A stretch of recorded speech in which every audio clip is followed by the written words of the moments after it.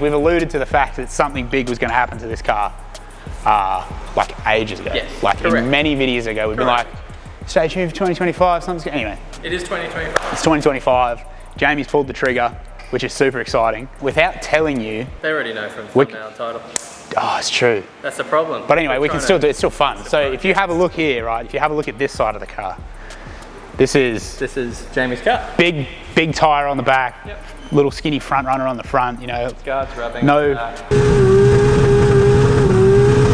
It's, you know, sleek, sporty. And then you come over to this side of the car, and this is like slightly less chunky in the back because we just put a matching set on this side. But this is like gorilla, chunky front end rear, you know. Now we're cooking. Now we're cooking. It used to be a frill neck lizard. It'd get up on the back tyres. Now it's a goanna. It's four-wheel drive. What's the fuck? That's what I'm trying to think of. Komodo dragon. That's what I just fucking said. No, you said Iguana, didn't I? Oh, goanna. Komodo dragon. Komodo dragon, yeah. What's the difference between that and a goanna? Komodo dragon. Don't goannas climb trees and take birds? There he is, look. Up on his back legs. Oh, he's right. No. Wa-na-na-na-na. To that. And then we're going to that. No, but we need Show me a video of that running, though. I hope it's fast. Bang. That's the real salt. Look at it. Well, hopefully it's faster than this, but. Is that it? Surely it turns and just. Here we go. Oh yeah. Holy! Oh. Yeah, see how He just gets and goes. gets up and goes? Look, Yeah, he's sandbagging now. I'll just chase it. like- I'm good. He's playing the long game now. Who's old mate filming this? But I wouldn't be getting in there. Fuck, I'll be gone. He's He's playing the long game. He's playing the long game, you know. He's going all night. He's not trying to go out in the first pass. He hit hard. He hit hard, all-wheel drive. Just front legging.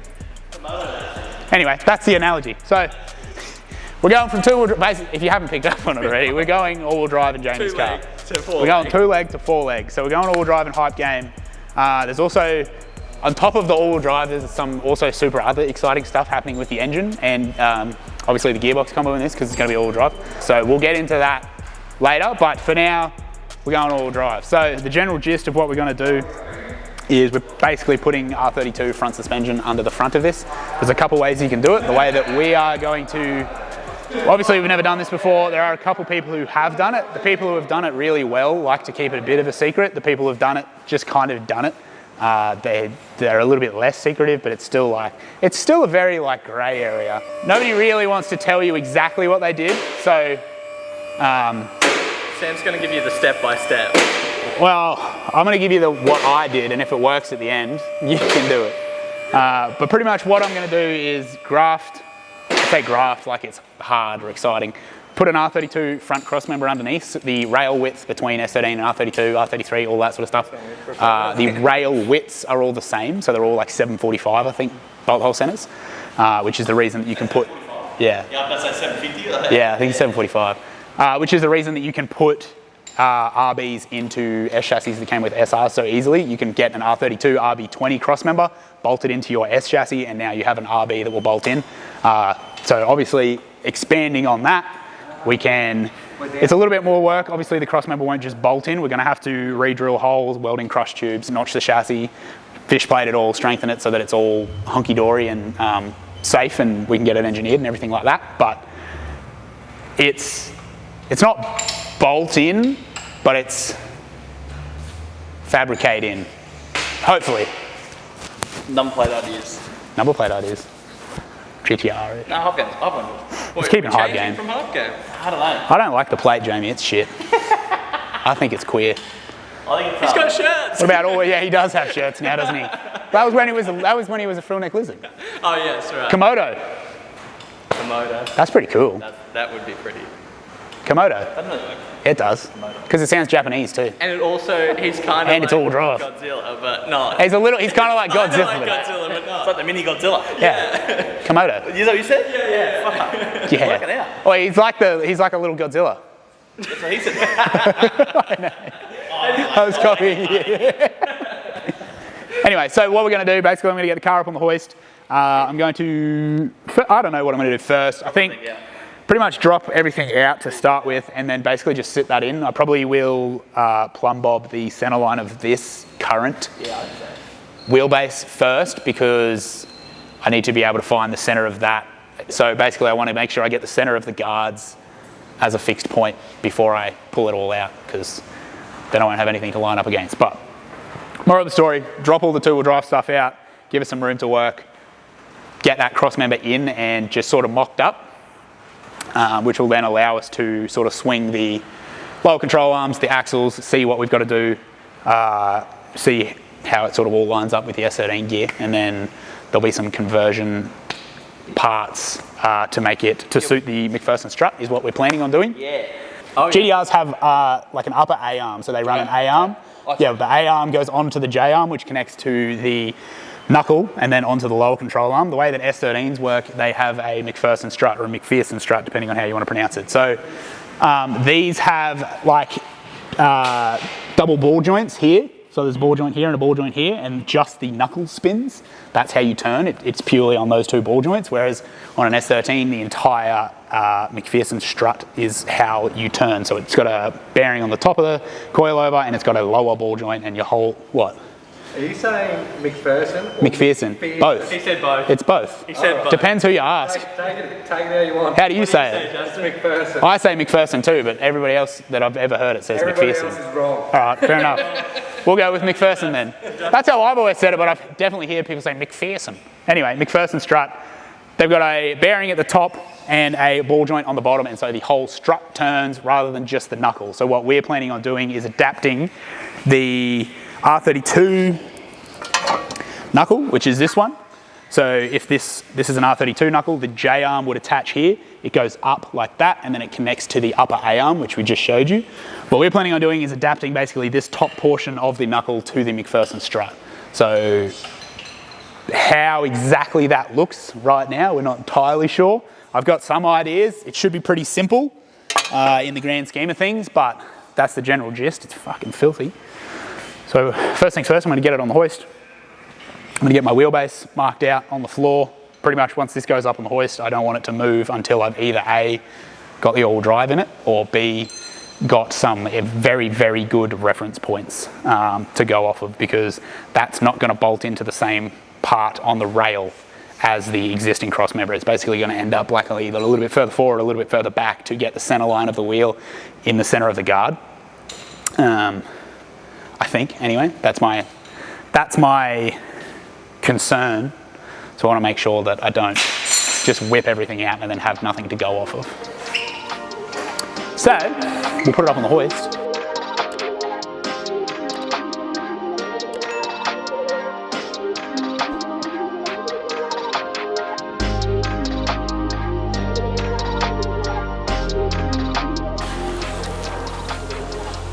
Might be the most precise marking you've ever done. I'm sure it could be. I said that's good enough for what we're going for, and then said Justin will fix it. That's why they make adjustable arms, boys. Jamie's going to see his invoice. Stick tape to floor. Plum Bob. Plum Bob. Who the fuck is Bob? Basically, in a perfect world, what I will achieve by the time I have taken all of this out, put that in, put all the arms and everything in, is I will have the same center line through my hub to here.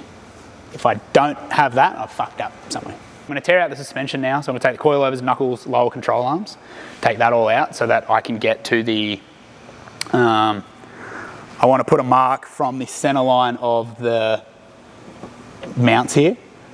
So these 2 points, I want a center line mark on the ground from that, and then I will have a reference point from that to the center line of the wheel, because then I'll be able to see if where that is relative to this, basically. But none of those line up, so all I really need to know, basically I need to figure out where this cross member has to sit in relation to this car. So this gives me the center line of the wheel.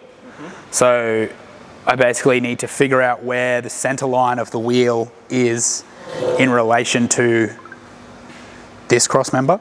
So probably what I'll have to do is bolt the lower control arms and the knuckles on, which will give me, then I can find out where the center line of the axle is, of the front axles, which it's going to be somewhere here, because this is the cutout for the drive shafts, for the front shafts. So the center line of the wheel is going to be somewhere here, and then basically line that up with those marks, and then put the cross member up, mark it, drill holes, weld in cross tubes,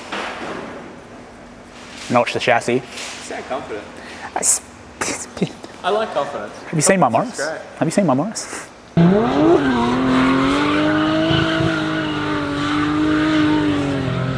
Basically, I can just bolt the lower control arm onto the subframe, and then I can put the caster arm on, because the caster arm brackets on a GT-R are part of the subframe. So I can put the caster arm on, which will then hold the lower control arm in place where it should be. And then the only thing I have to get right from there, well, then I just need to figure out if that center of that ball joint is the center line is the center line of the wheel, which it looks like it damn near is. So I think probably what I'll do is jack this up, take this wheel off, plumb bob this, and then plumb bob the ball joint and see if those 2 points line up. If those 2 points line up, that means that I can just bolt the control arm onto the subframe, bolt the caster arm on, then that will give me my center line of the cross member.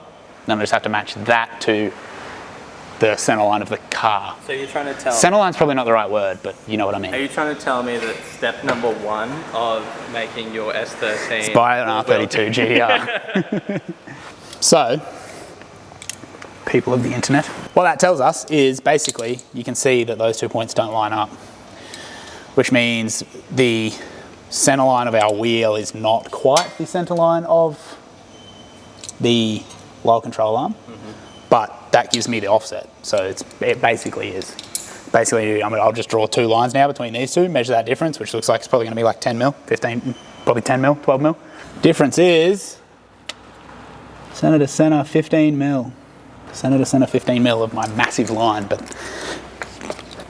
pretty much what that means is we come over here, and once I've got the lower control arm and the caster arm brackets bolted up to that, the caster arms bolted up to that, we want the lower ball joint bolt to be 15 mil in front of that. Makes sense. That's it. Now I know where that has to go.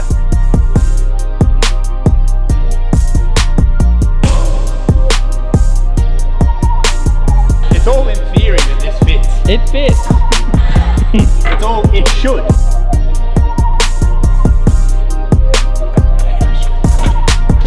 Ah, creamy. Yep. Where in? Fucking damn near where it is. It probably should. Yeah, mate, hold it.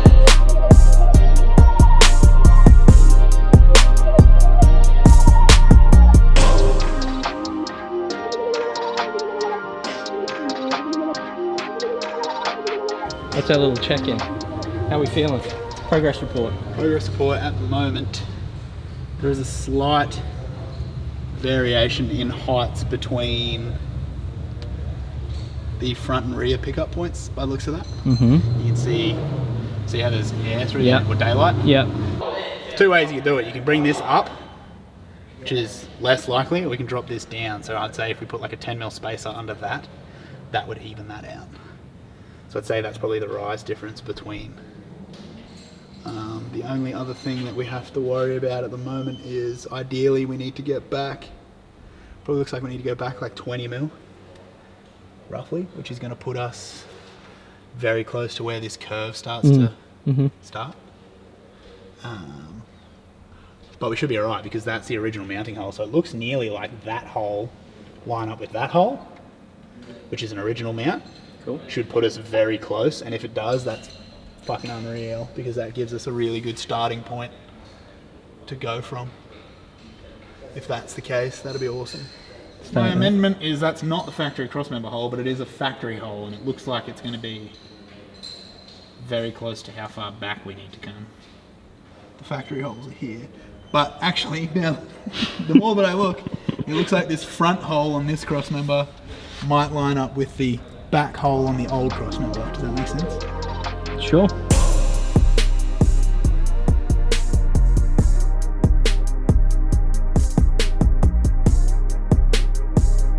Waiting to hear back from the engineer who originally engineered this car for Jamie in Sydney. We've sent him some rough sort of sketches of what we're intending on doing, and we're going to see what his thoughts on that are, whether he's happy with that or if he wants something else, he wants more or less, whatever it is. So we'll see what he comes back with from that, and then we'll go from there. But for now, I'm going to get this clamped down to the table, and then we'll probably put a dummy block in here, I think, so that it's all sitting, and then lower the car down on it, sit the bonnet on, see how much space we've got.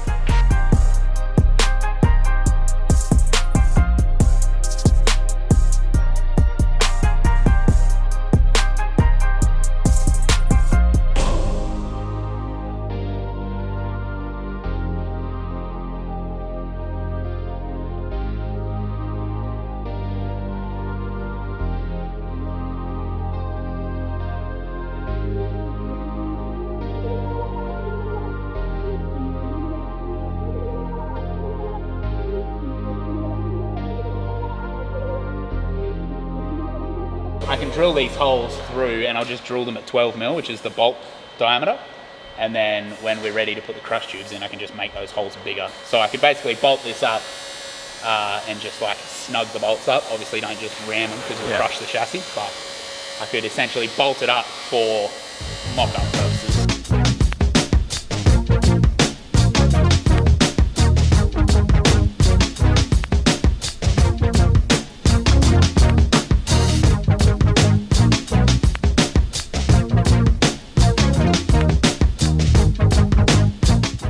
What'd you do? Oh no. How'd that happen? Guess where it is. You're going fishing, boy. Justin.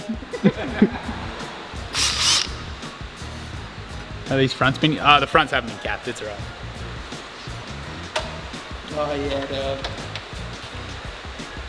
It's the most I've caught fishing in 2 weeks. Thank you. Swarfs included. Hey, don't do it again. I probably will. You silly boy.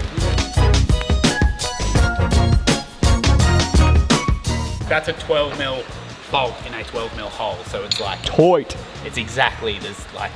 There's no room So- for activities. If I was to put that through the factory hole, So much for room reference, for activities. Yep. Yep. like that's a good. Yep. There's probably a good fucking millimeter, so that's probably like a 13mm hole. So I'll probably end up doing like a 12.5mm crush tubes. I mean, that's fucking pretty banging though, to be honest. But yeah, that's sweet. They will go through, so I'm happy with that. We are. I'm gonna, bolt the crossmember up Let's do it. for the first test bolt up. All right, four-wheel drive. Let's go. Send it. Get the engine in. Movie this morning. Oh, maybe idea. Yeah, you can't put it on. You can't put it on easy. Why not? So I had the idea of it's like a superhero, right? But wait. And everybody else is eating the thing that makes them like really good, but it's bad for you because it's like. What I was thinking was it's like a 50-50 chance you die or you get a superpower, right? This is a long Pretty good, elevator pitch. right? Yeah, it's a long movie. It's like at least an hour. Like a 50-50 chance you take it, you die, or you take it, you get a superpower. Yeah. But the people who made it don't tell you that. Superhero of the movie, right, is fighting everybody, right? And they've all taken it, so he's like just a normal guy, but then he gets into a situation where he can't fight his way out of it, and he has to take the pill to win. He takes a pill. What pill? He takes it. What's the pill? And he dies. Wow. It's the magic pill that gives you a superpower or kills you. I thought it was fruit. Well, it was Well. a pill or fruit, I don't know yet. I think it's the Matrix. Yeah, I've seen that movie. You take the blue pill, the story ends. You wake up in your bed and believe whatever you want to believe. You take the red pill, you stay in Wonderland, and I show you how deep the rabbit hole goes. Take the blue pill, you wake up. Take the blue pill, you die. Take the red pill, you get a superpower. This is actually a perfect first draft. And I will not be doing it again. I will be. I'll be making a second one. That's good. Second draft is always good. It's not a second draft though, it's just another one of the first draft. It's the second movie. Oh, you're talking about my movie? Yeah. Right, I thought you were talking about this. No. Sorry. Right. Yeah, probably. That's fair then. You thought I was... I thought you were talking about this. I was like, jeez. Right.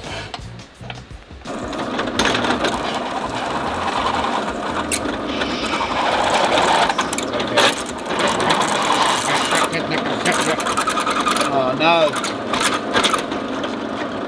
Did we not make it through, Captain? We didn't, Captain. Machinist. It's like there's a hole in the middle.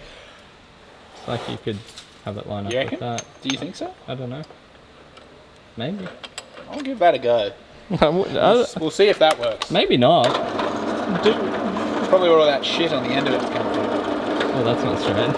What will we? Yeah, that works way better. Wow, that's... Oh. Alright, chill out. Get off. Just like everybody know that I could have done this with a cordless drill, alright? So if you're thinking, geez, that's dodgy, could have been way worse. Oh, this is actually I don't think it's dodgy. the extremely proper way to do it. Yeah, that's what I was thinking. I mean, when the vice lifted up the drill bit, that was a little bit... That doesn't even have to go in the video. Exactly. So just Why would it? Be good if I had a mill. And it'd be good if I knew how to use a mill. Do we know anyone with a mill? Graham has a mill. Is Graham around? Graham's not here. Oh, Graham. Come on, Graham. We needed you, Graham. What the hell? In our hour of need, you weren't here. In our hour of need, you were not here.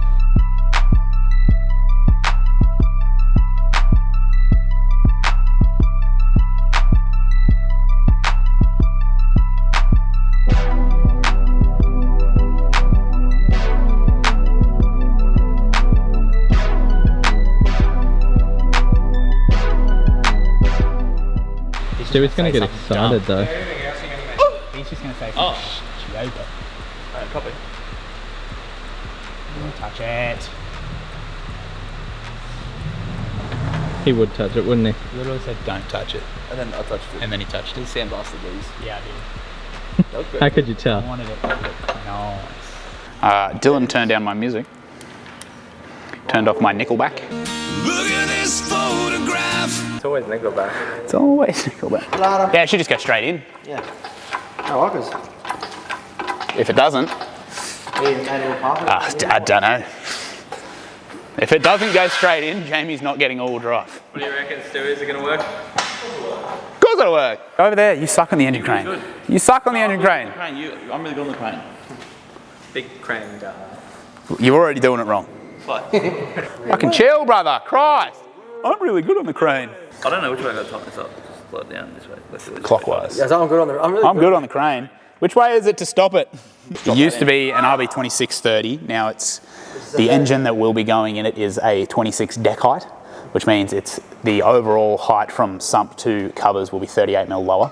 So it'll sit a little bit lower in the engine bay than it used to, but it's also a different crossmember, so it could sit very similar, being that it's got different crossmember, different engine mounts. That's a problem. That's a problem. What's wrong, Sam? Here you go.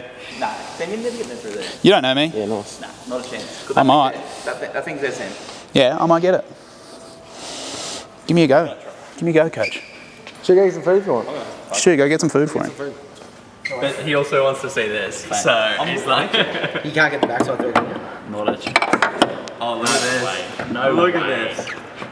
Yeah, do it. Easy.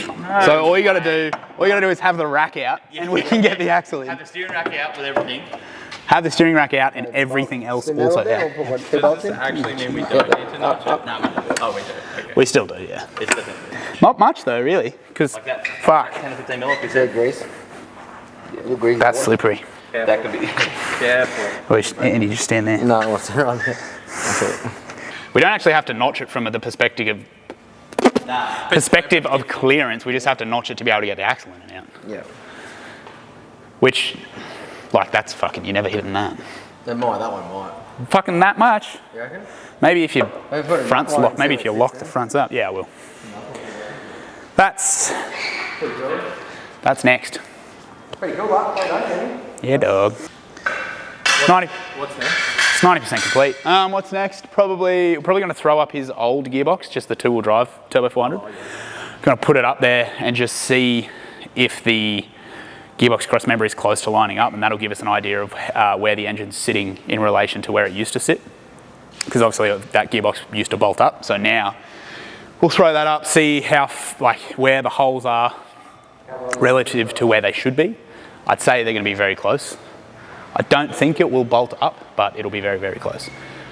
And then after that, probably going to start working on the adapter from the knuckles to the McPherson strut. Start measuring that up and getting that sort of figured out so that we can get the machinist to get started on that, because it'll probably be a couple of days before we can actually get them finished. So I think we'll get that figured out next. Shape that slightly, pull that in. Like just take it off. Yeah. On the floor, just reshape it basically from where it's touching, take a bit off. Yeah. So then it should touch where it's not touching. And then make a 10 mil. And then put a 10 mil plate in that. I think that's, for me, that's it. Ah. I'm So just happy with that. modify your back ones a little bit, Yeah. and then leave a 10 mil space in Put front. 10 in the front. Just gives us that bit of box clearance. Which, yeah. And then we've got that section. Yeah, and then once you cut the floor out of there, you'll be able to come up more if you... Oh, well, you can't. Well, the box is hidden here in the tunnel too. It's also it's not cool. touching on the drop box. So GTRs don't have drop boxes, so if we're going to lift Jamie's up a little smidge, that'd be it. Yeah, but yeah. But what? I was saying it's not a GTR, but if you mod the floor, it's going to mod the seat rails too. So you have to do like an R chassis probably rail on that side. Yeah, that's right. Potentially. Unless you're cutting the whole floor, unless you take the whole floor out and replace the whole fucking thing. I think that's like. But your chassis rails are probably going to be wider too. It's going to be. It's fuck. No, we're not touching the chassis rail. I'm not trying to put that floor in. No, he's going to take we're the cut taking back. Try and use the hump. I'm taking this section. No shit. That's all I want. Yeah, but your seat mounts are in that. Yeah, that's fine. We can make that work. Yeah, I'm just saying. I've thought about all that. Yes, that's the only. And then from the front here, the tunnel on James is different to this tunnel as well. We've got up Because he won't have. but wherever Jamie's seam is, that's where we go to, and we just have to make that like a custom No, scope. I'm just telling you what you're going to fucking do. I don't give a fuck what you do. Tell the way you think we haven't thought of it. Do you know what we've got to do? Change the seats. Oh, no. No idea. Okay. Cut out the tunnel, mate. Oh, let's go sit over and fuck all then. We got to change Fuck my the seats, opinion. boys. Get projects off. It needs new seat rails. Call Jamie. Somebody ring Jamie. Tell him he needs new seat rails. What we need to decide on is how I want to adapt the coilover. We've just wound the shock body through and it's plenty of clearance to the boot, so once we start setting ride heights and stuff, we might find that we actually have to adjust the spring height to get the ride height that we want, which means our spring tension will be wrong for what we want. But for now, the concept is fine. It's pretty much just have to decide how I want to adapt this, but out. So pretty much that is that. Yeah. So what we're going to do is get our machinist to make this taper for us with a threaded insert, most likely, because I don't think I want to weld it. So I'm probably going to get him to put the thread and everything on it, that whole piece. And then this is the top side where we'll change the whole sitch. What you doing? Modification station. Be just on the edge of that, and that one should be just on the edge of that, Precise measurements here. which means that should be like that. I don't think that's quite right. Well, the good thing is that it doesn't need to be quite right, because it's called fuck you. That's going to go in there, that's going to go there, that's going to get a hole probably right there, which means we're going to have to cut that. But How expensive are these coilovers? I didn't pay for them. Ask Jamie.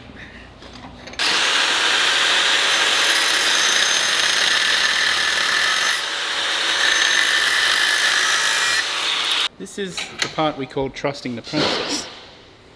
You watch, when it's done, you won't even know. You'll be like, whoa!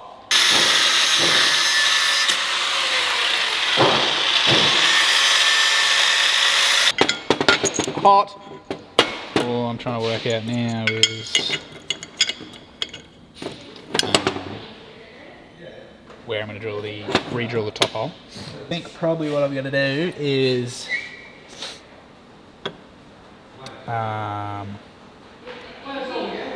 basically flatten, yeah, I'm just going to flatten this out back to like here so that I can get the hole where I want it, and then I'll add another one back to it later.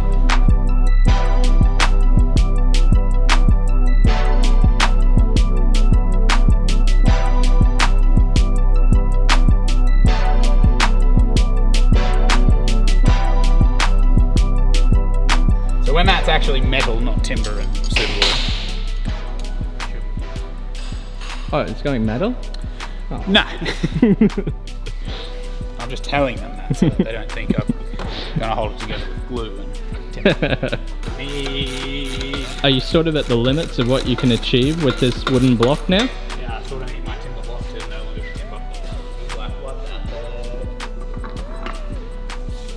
See, that's the best way to do it. See, Daddy? He didn't want the weight to swing off his fucking... He's super glue. He's super glue. 3 days later. Guys, the viewers haven't even seen No, this they haven't. yet. They haven't seen any of it. Well, we can start at the start. Well, they saw the timber, didn't they? Yeah, we saw the timber. All right. This was the mock-up timber version of my... The prototype from R32 knuckle to McPherson strut. Yeah, this is the adapter to the McPherson strut, right? So pretty much made this to see if everything was going to work. And when it was all bolted together with my timber bit, it worked. Obviously I had a riv nut glued in the bottom and it was a little bit all open to interpretation. So it's like it works, but we don't actually know it works until we make it properly. So what we did was we took this to AIM Laser in Toowoomba and they copied my very nice prototype. They drew it out in CAD for us and then they cut it out of, this is 32mm Biz 80 mild steel plate. So it's like the bee's knees of mild steel plate essentially. Apparently they make bulldozers and shit out of it. So very strong. And then from there we've taken this piece up to Graham, the machinist behind us up here, and he has gone ahead, drilled our holes for us, and then he's also done the important part and not glued a riv nut into the bottom. So there's a few different ways we were going to do it. We were going to just spigot it and weld it, or we were going to spigot it and put a pin through the top or something along those lines. We weren't too sure what we were going to do, but Graham ended up coming with the idea to actually thread it. So this is the factory spindle piece. So this used to be just a shank and then it stepped down and it had a thread up here, and this used to sandwich onto the J-arm and bolt down. So Graham's turned all that down, trimmed it, put a thread on it, and that piece matches up to our coilover adapter plate, threads in. So this all threads together now. So now we have 30mm of M20 by, I don't know what thread it is, M20 by 1.75 or something like that, or 2mm maybe. So we've got a lot of surface area engagement on that thread, which makes it super strong. So that negates any need for us trying to plug weld it at the top like we were trying to think, or like dowel it. So we're not going to bother doing that. I am still going to weld along the bottom here to join the two pieces together, even though it's threaded. And it's completely unnecessary for strength purposes. Basically, by welding the bottom of this, it means I get to engage the full thickness of our 30mm plate rather than just relying on the 20mm stud up through the middle of it. So I'm still going to weld that so that it's sort of extra strong, basically. We'll make sure we preheat that, and then basically we'll preheat it, we'll wrap it, and we'll let it cool down very slowly so that we don't make this brittle. But all of that basically means that it works. This is the side that I had my timber bit in, and by movie magic, now it's not timber and now it's metal. So everything was like so close to being perfect the first time around. It was like so, I don't even know how to explain it. It was the closest it could be to working without working. That's how close it was. So all I had to do was shave the tiniest little bit off the bottom of our coilover mount here, like literally 1/2 mil on each side, just shave it off so that the knuckle could go slightly higher for the bolt holes to line up, because obviously this version, which I based all of the holes off of, it was a little bit open to interpretation because it was a riv nut glued into timber. But with that, it works. The offset camber pins will still work as well, or the offset camber spacers or washers, whatever you call them. So basically you can put different offsets of those in and they will still work. They're most likely just going to have these, because where I've got it at the moment with where I've drilled the holes is sitting us at about 2 degrees positive camber. So it means our wheels are basically like that. Obviously that's accentuated, but as the car comes down, our wheels will lift up and square up. So 2 degrees, pretty good. I was actually shooting for 0, if I'm being completely honest, but basically this means that as we come down, our wheels should end up at 0 anyway. So it's probably worked out in my favour that I was 2 degrees off, and then we still have our camber top adjustment up the top if we need to get some more camber into it or out of it, depending on where it sits when it gets on the ground. So what I'm going to do is I'm going to take the other side off. I'm going to do the modification that I've done to this coilover mount, the bottom piece. Do all that, get the other side fitting right. Once I've got both of them fitting, I'll pull them out, and then I will like sort of final assemble this, I guess.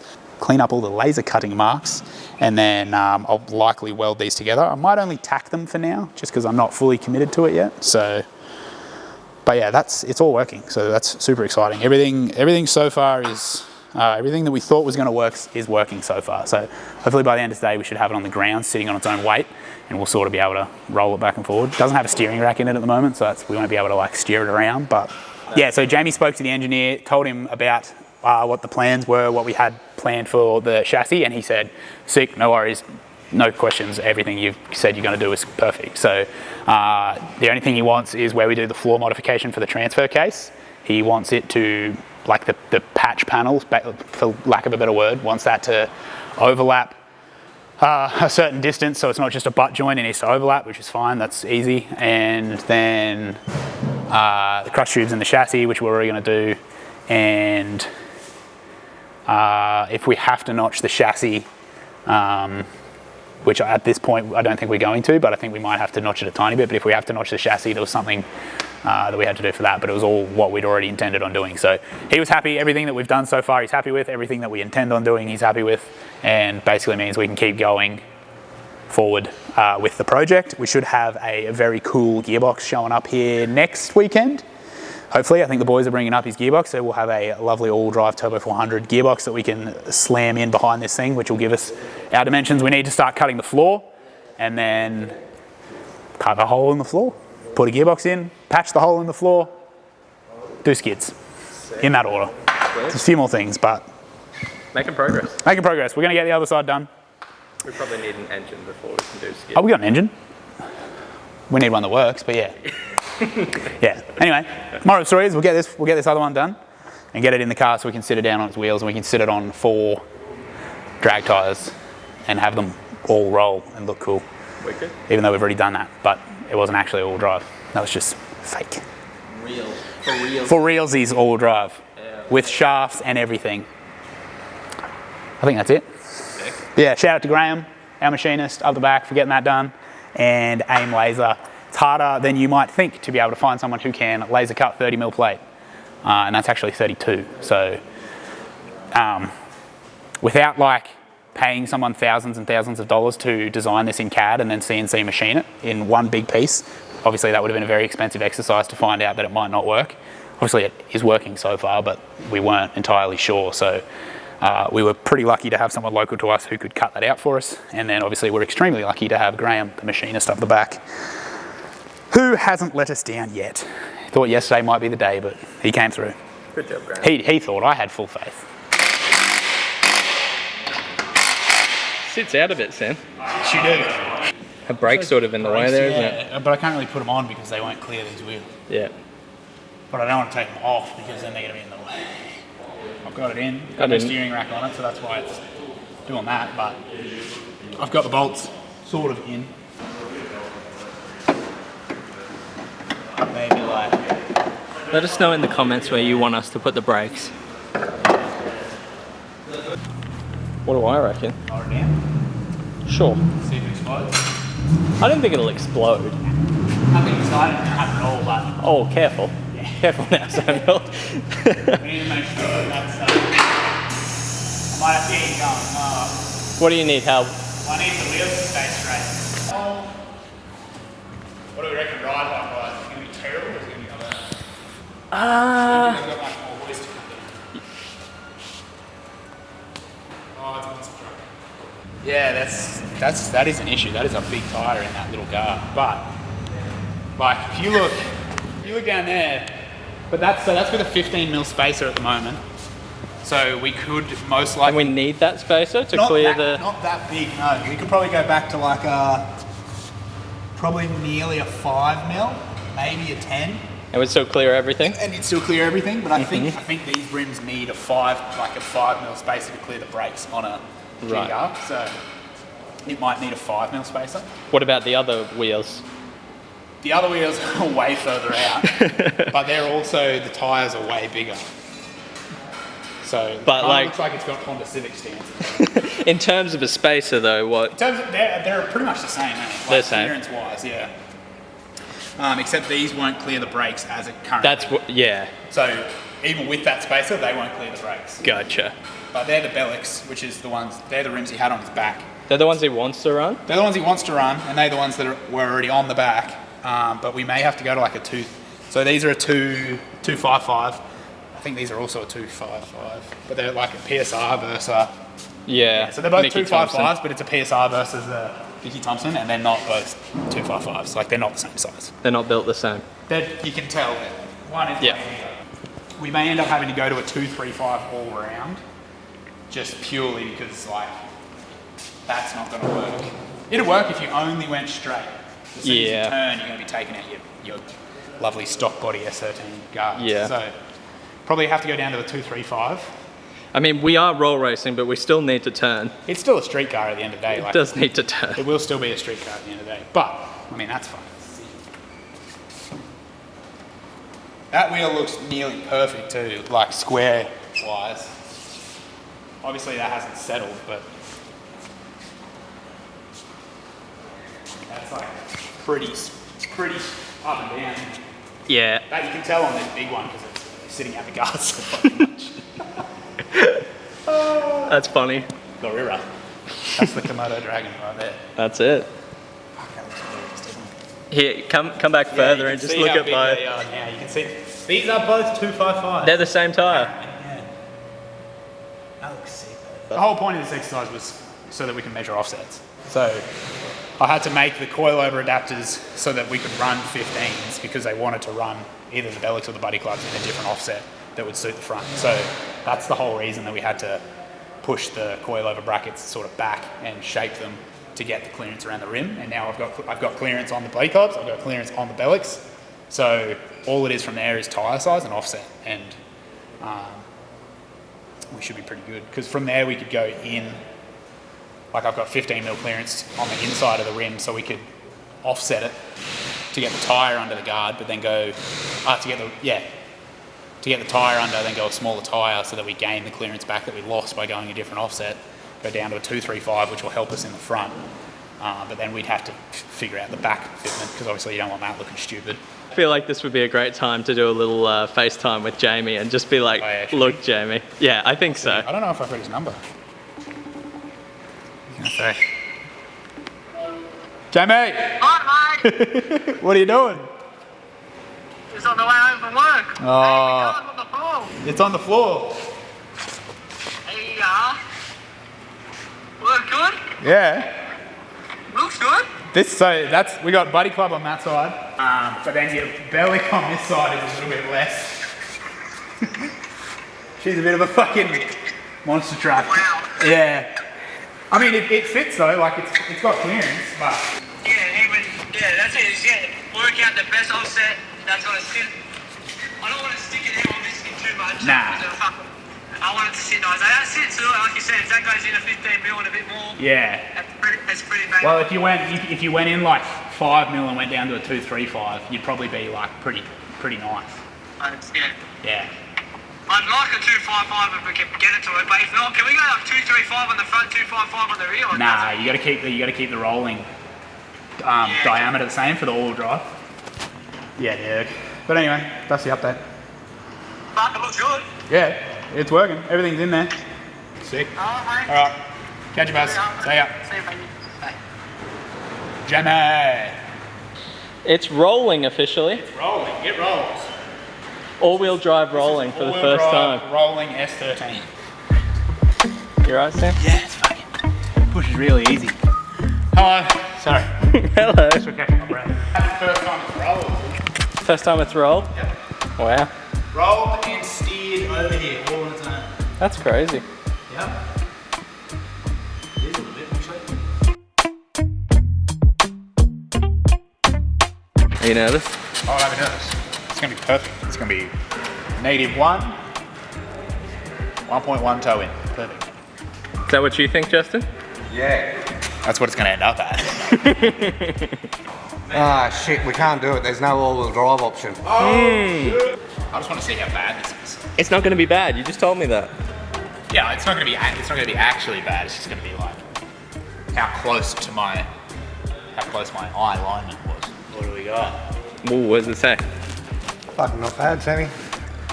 What am I looking at here, Justin? Which numbers? Well, the most important ones after everything that we've done was going to be the caster. Oh yeah, that's not very cool. That's fucking really good, Sammy.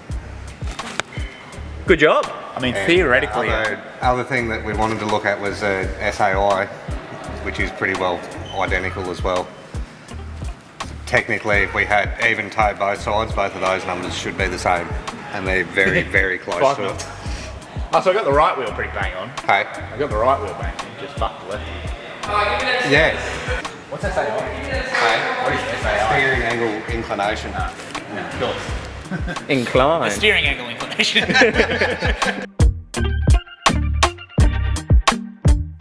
That's a cute little torch, isn't it? The best, bro. That's fucking sick. They're magnetic too, look. Yeah. Can we get some of those? Where? Here. To the bottom? Oh, on the back. Oh my god. And then here, look, if you're out and about, you want to charge your phone? Oh! I need to keep these in if we're going to run aircon, if you want aircon. You're not going to have aircon. No. You barely got a fan motor. But yeah, you need to keep all that if you want to.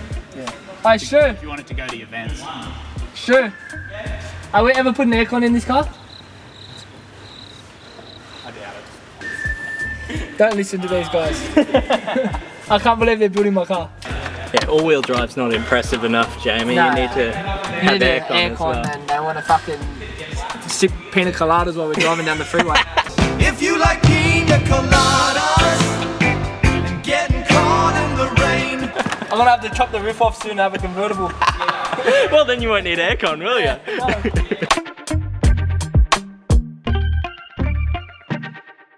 3 weeks later.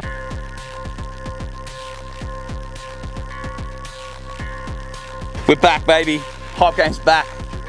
This here Parachutes? means fast. Car's gonna be fast. Was already fast.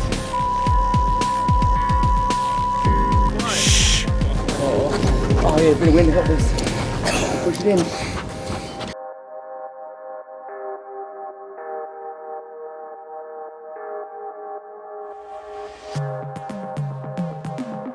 I like it a lot.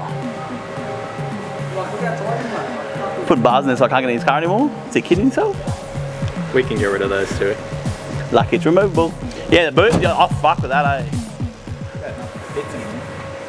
Well, no, the power steering part goes here. You go there.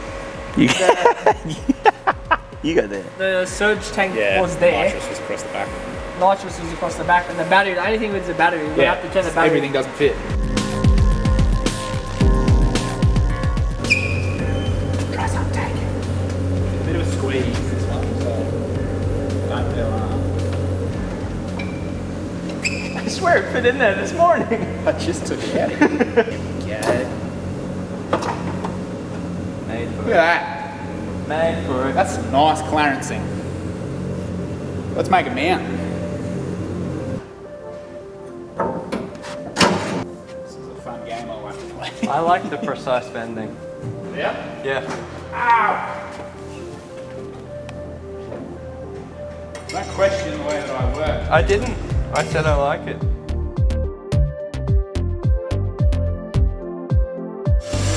I believe I eyeballed the angle first. Go. Man. I'm making a spaghetti. Nothing. It's, I mean, I'm sure you're doing everything perfectly fine. It's just visually, it's like Funny. Wow. like a monkey man. You know what to say, It just looks funny. It just doesn't look like it's flowing very well. It's not. You're fucking rolling metal. It's not pasta. I'm making a spaghetti. I'm making a spaghetti. Oh! Look at that. That's got to be nearly done. Wish I could get out of here easily. Maybe I'll go that way. What's the problem? Fucking dyno in the way.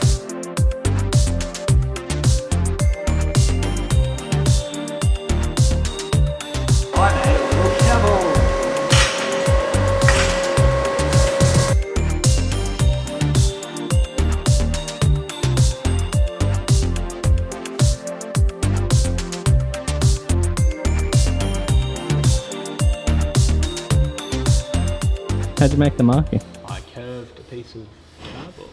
Wow. Between 150mm and 20mm That high. sounds technical.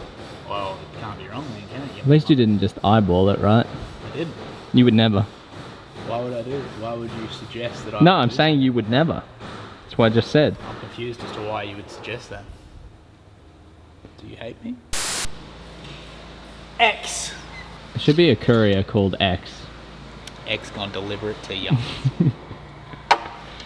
Fuck, waiting for you to get it on your own. X gonna deliver it to you. Knock, knock. See? It works, doesn't it? Oh yeah, it works. Oh, it works. Oh, it's something. Alright, time to cut. Hey, something like that. How do you make sure it's right on the other side? Well, I'm not gonna cut the other side yet. I'll cut here and then there. And then mark it on the outside as well, and then cut the outside. 12 seconds later. And then mark the other side. You just I just said that on camera. don't care what you say to me. I never have, and I never have. Maybe it's time you started.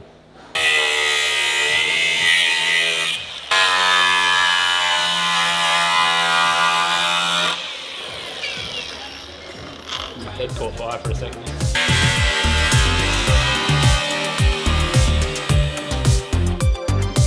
Little dual skin action in there.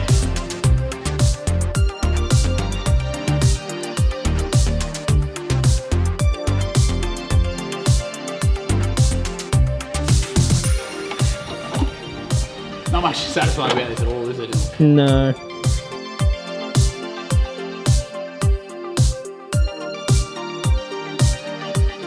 People are going to see this and they're going to think this is so easy, I'm going to do this to my car. Why don't more people do this? I reckon that'll go if I Just keep swinging. I'm just patient. Just keep swinging. Oh yeah. Here it comes. The satisfying bit, Dylan. Get ready. Satisfying. I'm not satisfied. There's still more to cut. Try and cut that out. It's just because it's so where it's ended up is where the notch is like right over where the factory two-wheel drive crossmember would have bolted in. So this is like the crush tubes that we're going to do later. Yeah. That's the factory one of those. So it's just slightly inconvenient that where our notch landed is exactly on that.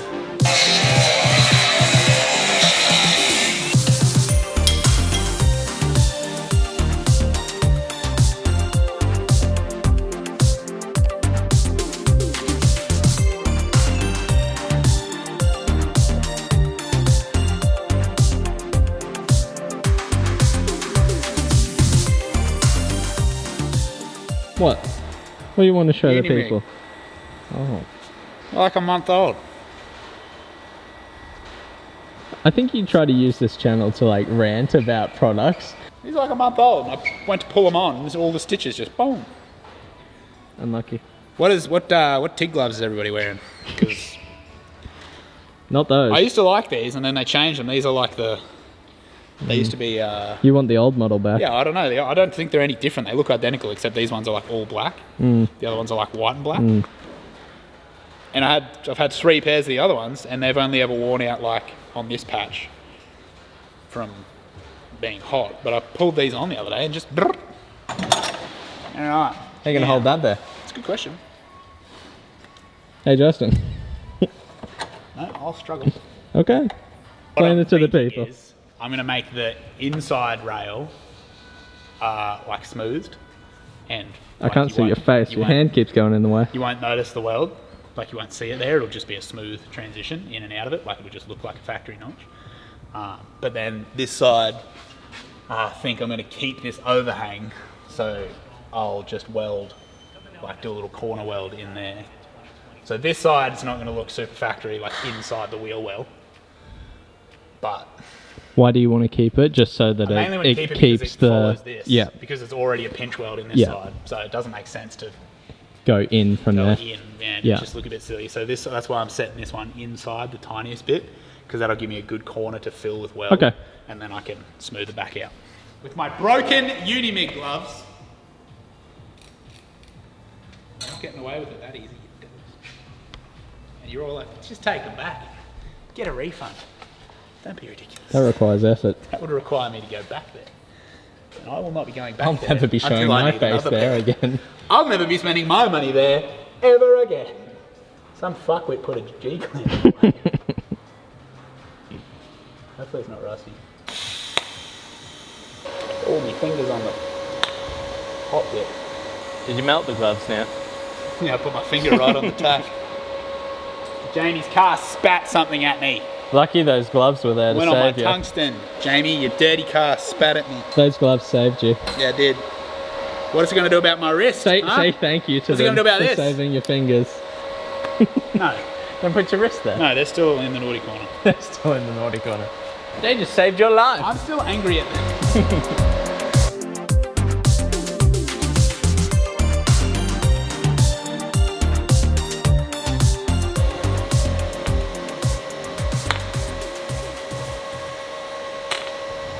What is happening in there? Oh, whatever it is from there to there. I went past it and it's fucking butter. The only time I've ever had this happen is when I've welded tubes onto tubes and it makes an air pocket. And then as you're trying to seal that air pocket, it's pressurizing inside and it blows the weld out. But there's nothing behind there. There's holes everywhere. The whole thing is a hole. Yeah. Unless it's like the two skins and it's just super inconvenient. I thought I let it cool down. I thought maybe that'd fucking stop it, but unlucky. Because that's fucking money there. Look at that. Ba, ba, ba, ba, ba, ba, ba, ba. So that's basically just like the sides taken off and the top and the bottom taken off, sorry. And then most of the meat of the weld is actually still there. That's why we set it up on the inside. Yeah. And how we set it like. Yeah. So that whole corner is still weld. I'm not worried about that doing anything. But anyway, and the other thing is too that we probably need to remember, what everybody else needs to remember, is you see that notch there, but one, a curve is being put back in and the curve is always stronger than a rectangle. Two, the subframe now bolts either side of that notch. So for anything to happen to that, something has to happen to that, simultaneously they need to both bend, which is, if that happens, the car is wrecked. Like, if you bend the subframe, we got bigger chassis, problems. The car's written off. Yeah, it's not. This isn't going to fatigue and damage itself over time. If we've got problems, it's going to be big old smash. The front to come off, which it won't happen. So there's that. And there's crush tubes going in here too. So plenty of strength.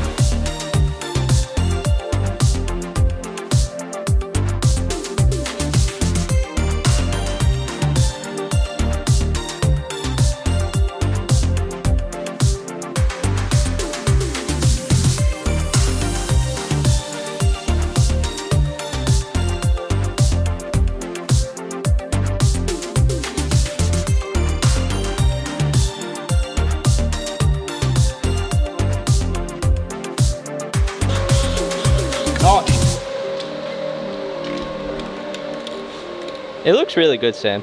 This is where the four-wheel drive goes. Oh, there. It actually sits like there. The only reason, I don't know if we explained this, but the only actual reason we really needed to notch the chassis, this side we wouldn't have actually even had to notch. Basically, this drive shaft bolts in, so it's got a flange, and when the crossmember and everything's in, it couldn't fit out that way. It'd only fit this way, which means you could only get the shaft out if A, the steering rack was out, and you could go like down like that, or if the engine was out, you could just go up like that. So it really only had to notch it so that we can physically get the shaft out. And then obviously if we just notch one side, it'd kind of look a bit silly, so. Symmetry. That go in there. And then fit. It might not fit after this one either.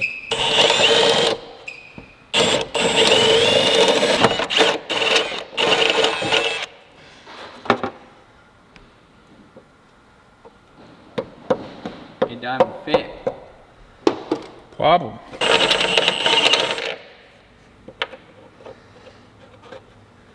That's snug, isn't it? Yeah, I don't want to go up to the next size because it's going to be large, so I think that might be a sand job from there. Yeah, that's 22 mil, and I think they're 7/8. That's 7/8 bar, so it's like 22 point.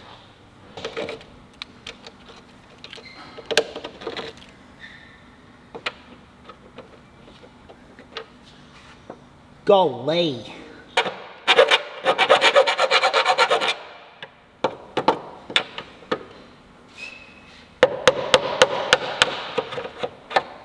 Oh, perfect fit. So did you just have to do some extra filing to... Yeah, it's just where the step drill goes through, it leaves a bit of a burr. Mm-hmm. You just got to file the burr off so that it fits. Nice. Yep. Okay, the first 6 are easy, they're just straight. Just drill the holes exactly like that, sit them through, and then the last hole on each side. Because if you look in here and here, you can see it. See, so this is all like level, top and bottom is level. Yep. Here the chassis goes up and the chassis goes down, so that's why these ones are longer. Yep. So pretty much what I'm going to do is I'm going to drill the holes and then I'm going to sit this through a little bit, mark it, and then I'm going to cut it so that it sits on that same angle because we made the spaces, those spaces that takes that curve. So this just needs to be level with that because the spacer makes it level for the crossmember.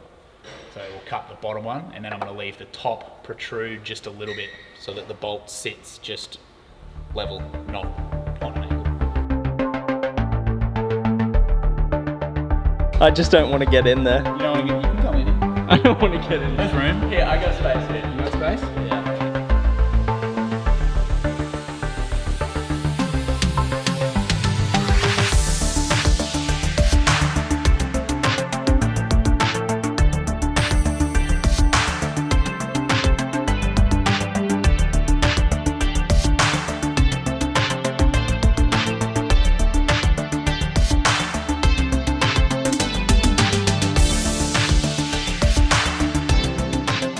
This one I'm a little bit worried about because you can see that it's like right on the edge of that hole. I can see that, yeah. But it should be fine. It should just kind of... Yeah, we'll see.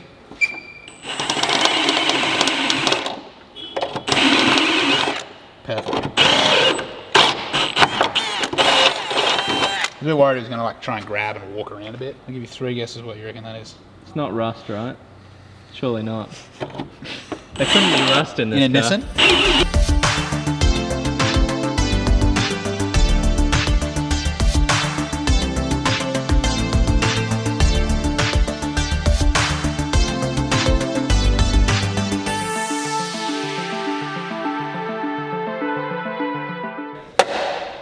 First try.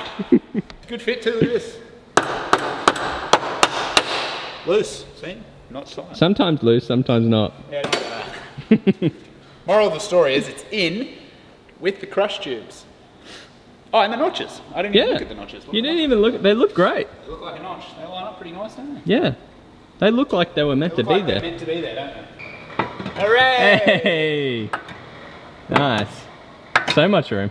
Imagine if it didn't fit. That'd be fucking hilarious. Not for you. It's a bit of a moment now, isn't it, Sam? Is it? I think so. Crush tubes? Notches? Yeah, it's true. We've got crush tubes and notches, not just some holes drilled in the chassis. Yeah. It's true.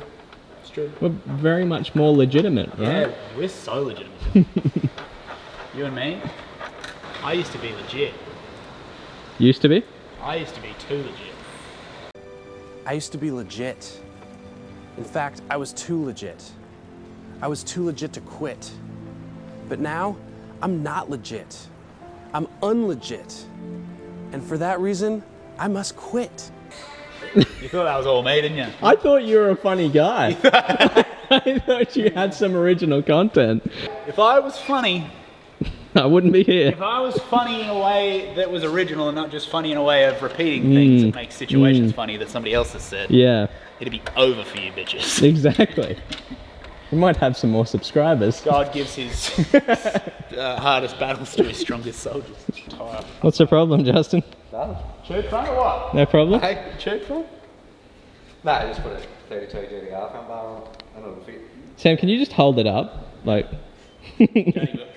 Justin, hold it up for me. I need to convey to the people. Now go put it where it's supposed to go. Yeah, funny man. No, show me.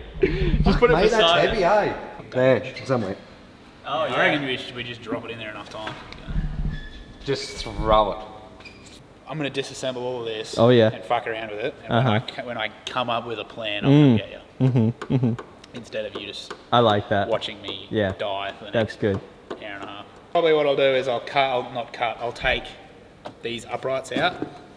My general consensus currently is that these uprights are going to have to be remade custom because they come up from the bottom and they swoop out. So I'd say that I'm going to have to remake them where they come up just dead straight, and then we'll have to do some more cutting of the everything in there, the Rio and the bar and shit like that. And then the bonnet latch is probably also going to be in the way, so I'm not sure what we'll do there. So I think I'm going to pull all this out, pull that out, pull that out, pull the grill and the headlights off because they'll just be floating, and then I'll try and tuck them.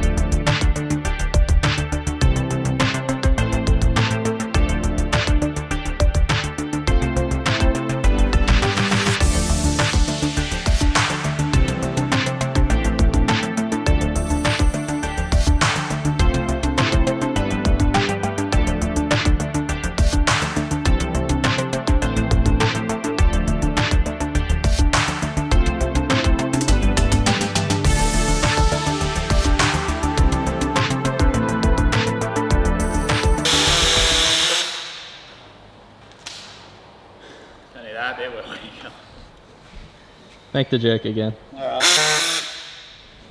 Done it.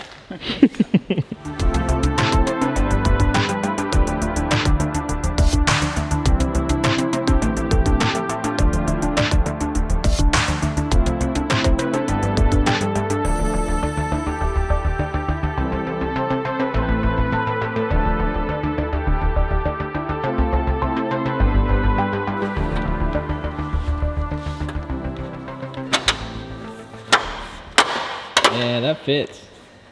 I mean, it fits. It being in there and fitting are two different things. It's in there.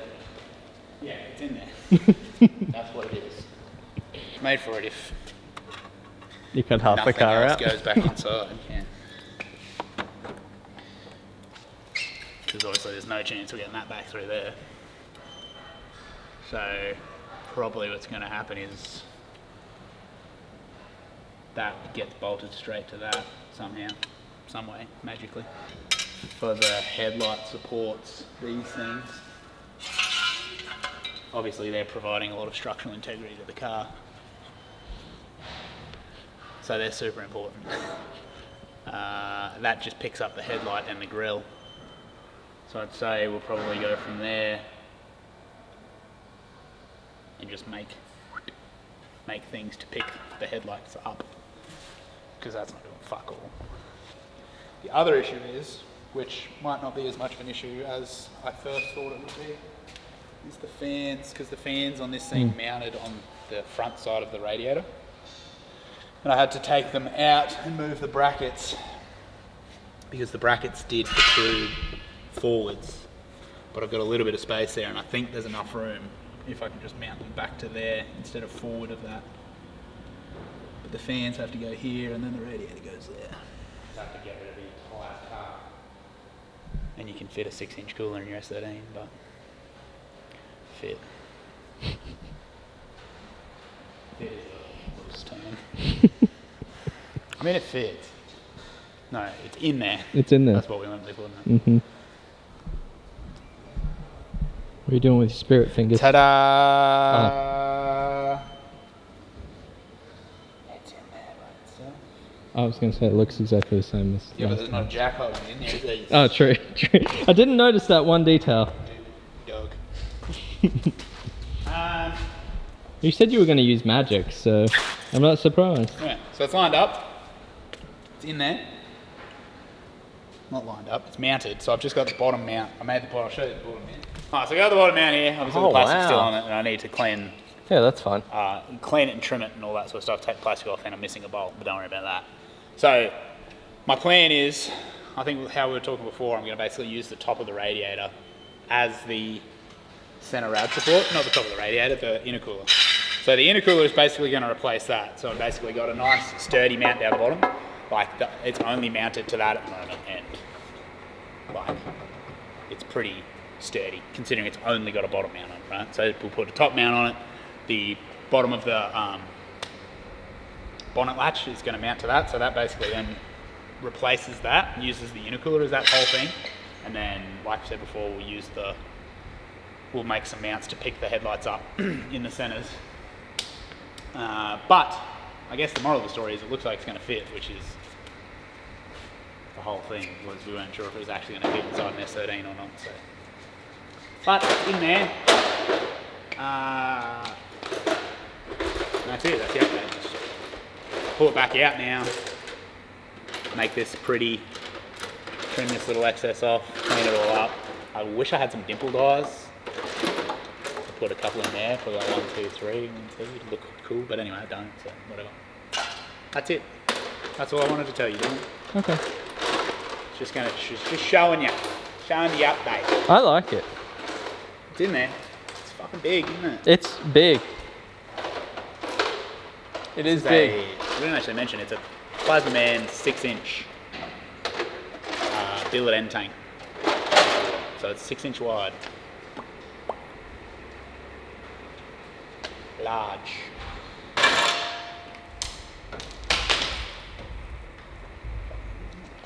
Nice. It's fucking heavy, isn't it? Yeah. Yeah, thank you.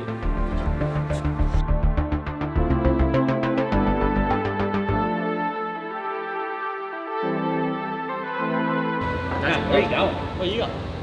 In the hole. In the hole. Don't tell me it doesn't fit. I've had it up here fucking 8 times. 8 times. Use your head. What are you using your head for? Use your head!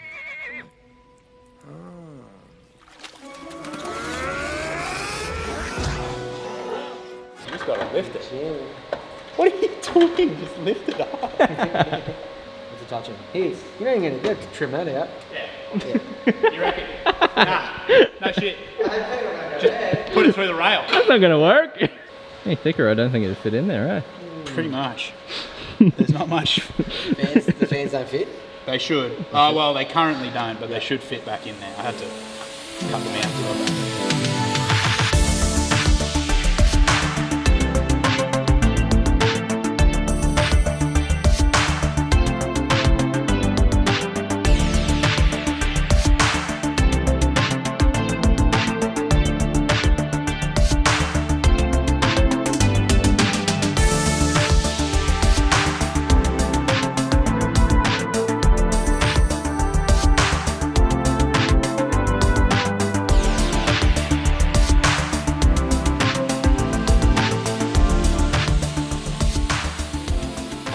Fuel cell. Nothing gets past you, Dylan. Yeah. What you doing back here, Samuel? Fuel cell. Fuel cell. Having a look at the fuel cell. I've got the front end stuff mostly done. So I got the intercooler mounted. Your face is very bright. I'm sorry for this. I'm just don't look into the light. Right. Got the intercooler mounted. Got clearance for the intercooler pipes. Got the dry sump tank mounted. Got the fans remounted. So like the front end stuff's mostly done. The subframe's in, crush tubes, notched, all that sort of stuff. So what are we waiting on for the engine to go in? Stuart. That's what we're waiting on. We're waiting on Stuart. Because he said, Andy and I can put the engine back in. I haven't. But the fuel cell turned up, so I'm just having a look at it. I've literally just taped it up and sat it in here. And it fits back there. The only like downside of having it back there's a couple. One, when you're filling it up, it's a little bit far back. It's not too bad. Like you can still get a jerry can in there pretty easily. But obviously if it was like here, it would be easier. And two, the fittings for like the return or on the top of the tank, there's not a huge amount of clearance there. I'm sure that I could get fittings to go in there. I could do like banjo fittings, but the other option is that it has to like sit up over the top of like the parachute bar, which is also has its own issues because it then makes the tank higher because it's got to be above the parachute mount. So we're just gonna have a quick little squizzy about that. Yeah, that was easy. See what I can come up with, and then work out a plan. Work out a plan. Honestly, it's see, the problem is to get clearance for the fittings at the back, I have to go further into the car, which then makes that even worse. Yeah. But like, is that the end of the world? Like, you're still pouring a jerry can in there pretty easily, right? Are we gonna have nitrous? Yes. That also creates another problem because that's where the nitrous bottle used to be. So just thinking about that. Everything's moved now. I don't even remember. Yeah, the nitrous was there, wasn't it? Nitrous was there. Battery was there. Yeah. Now there's a roll cage there. Yeah. So yeah, I don't know. We got some figuring out to do. I might find his nitrous bottle. Yeah. And put that back in. Mock everything up. Try and see where it's going to fit. I'm also not entirely sure on what the ruling is on me welding more stuff to the roll cage. Oh yeah. I'm not sure if that's bad. I'm going to figure that out because if I can't mount anything off the roll cage, going to mount it somewhere else. Yeah, that'll create other issues. So we'll look into that. A lot to think about here. Isn't there? It's just a fuel tank. Okay, so GT-R Festival is on Friday. It's currently Monday, and we've decided. It was already the plan, but like everyone was just like, oh yeah, Jamie's car's gonna go, but like, is it, you know? So we're doing the all-wheel drive S13 is what we're doing. So, boys, but now it's GT-R Festival. So we got 4 days. We're meant to be leaving Thursday. If we leave Friday, it kind of is what it is, I'm thinking, but we're aiming to leave Thursday. So the boys were here on the weekend and we've got there's a whole thing, right? So we got a gearbox overnighted from Sydney on Thursday. It got picked up lunchtime Thursday, didn't get delivered Friday, don't know where it is, it's not here, it's somewhere. So it's an all-wheel drive Turbo 400, it's a bit of a special thing, right? So shout out to Dion. So Dion's car's up on the hoist at the moment over there. He gracefully allowed us to remove his gearbox because it's the exact same setup that's going in this. So he came in on the weekend, we pulled his gearbox out, boys have put it into this car, cut the floor to make clearance for the transfer case, and then made a cross member. So once put that pen down, I think people might get annoyed by like. So once his actual gearbox turns up, we'll be able to unbolt this, bolt his in, put the gearbox back into Dion's car, and then go from there. So big thank you to Dion. So what's going on with the gearbox then? So gearbox is in. It's sitting in there with Crossmember. Oh, I'm on the wrong side. You're on the wrong side, but basically there's a big hole on the floor on the other side. If you want to go over there, I'll open the door for you. Oh, thanks, sir. So as you can see, there's a transfer case just hanging through the floor right there. So we need to obviously cover that. That'll pass tech, so we're just we're just going to techie. We're just going to go get a street sign and techie it over. Yes. One of those stop signs. Yeah, stop. Yeah, that's what they do in Sydney, isn't it, Jamie? Yeah, shift the boat on. Yeah. Just a rubber flap. Put the carpet over it. Fuck it. We're good. So that's done. The cage has been painted. Being that this is a bolt together cage, you can pull the whole thing out. So pulled it all out on Friday and it got painted by Jimmy. I think his name's Jimmy. Jimmy painted it for us on the weekend, so it's all done. It can go back in the car. So once it goes back in the car, it means we can put the fuel tank back in. That's what I mounted on Friday. So the fuel cell's all done. The nitrous bracket is all done. I think the only other things we need to mount in the back are the power steering pump and the all-wheel drive, the Tesla pump and the battery have to go back in the back. I don't really know what they're doing in the boot at the moment. They're doing something. I think they're getting all the sound deadener out to paint it. And I am working on mounting the turbo. So is this an XPR88? Yeah. So we got a precision XPR88 going on it. Obviously it's a giant turbo, so working on getting that to fit in the engine bay on the manifold. So it's a 6-boost manifold that's been un-6 boost a little bit, but we just need to modify that down to pick up the rear housing, and then we're going to have to do some mounts off the turbo to actually support that weight because it's fairly far forward. But yeah, we got that. Dry sump tanks in, manifolds in, intercoolers in, so we can start doing some intercooler piping as well. Then obviously we've got to do some sheet metal work for the floor, and yeah, I don't know. But then wire it, obviously, plumb it, everything. Dyno it, the whole thing. It's basically a complete new setup. The only thing that's good is that all of the parts that are going, or not all of them, but a lot of the parts that are going on this car came out of a running car. So we should have like a lot of components that hopefully will just work. Obviously some of them won't work, but with modifying them, hopefully we get a lot of it done. But engines should be getting picked up today. It's a billet block 3 litre, 2.6 litre, but it's 3 litre in a 2.6 deck height. So billet block, turbo 400, all drive, S13, XPR88 precision. If we make 1300 for GDR Fest, that'll be sick. Monday, 8 o'clock. Is it 8 o'clock yet? 7:53. 7:53, we'll give you an update. We'll give you a little timestamp update to see how we're traveling in a couple of hours. Hopefully, in a couple of hours, I've got this turbo mounted and we're doing something with that floor. That's what I'm hoping. And the cage should be back in. Oh, our adapters, everything's painted up under here. So we've got new wheel bearings in, all the dust shields have been straightened out, painted, knuckles have been sandblasted, painted, the adapters are welded, bolted in, and everything like that. That's all ready to go. Juddy got that done. So everything's actually bolted in now. Put the rotors and the brakes back onto it once he gets a chance. But yeah, I'm gonna do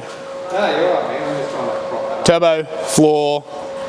Once that's done, that's a lot of like the fabrication stuff done to the point where a lot of other stuff can start happening. So once the floor's done, we can put carpet in, seats, harnesses, roll cage, everything else can go back in.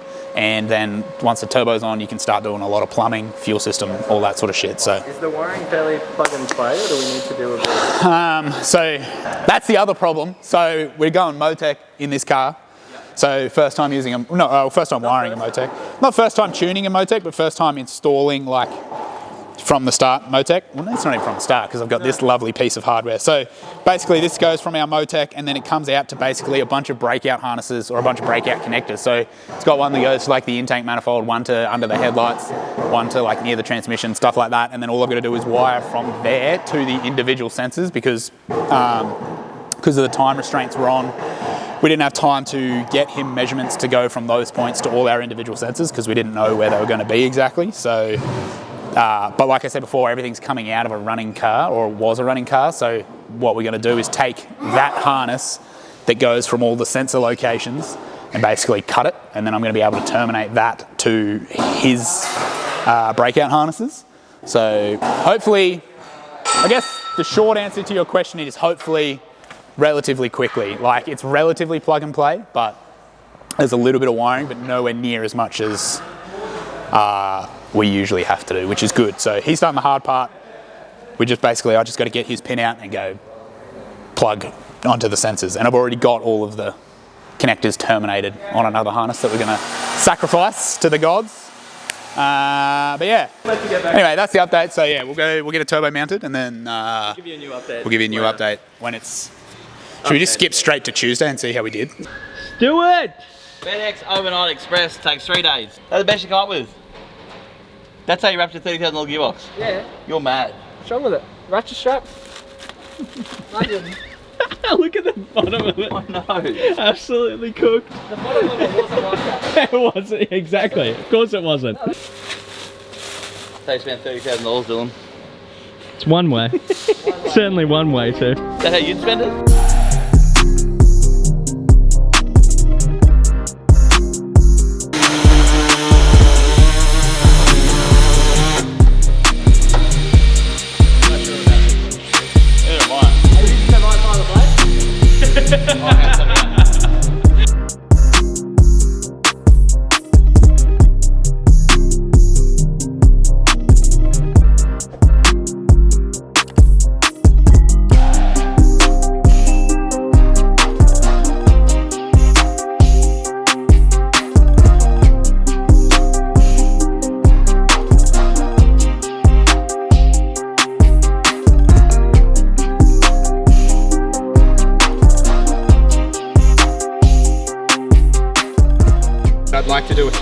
this weld.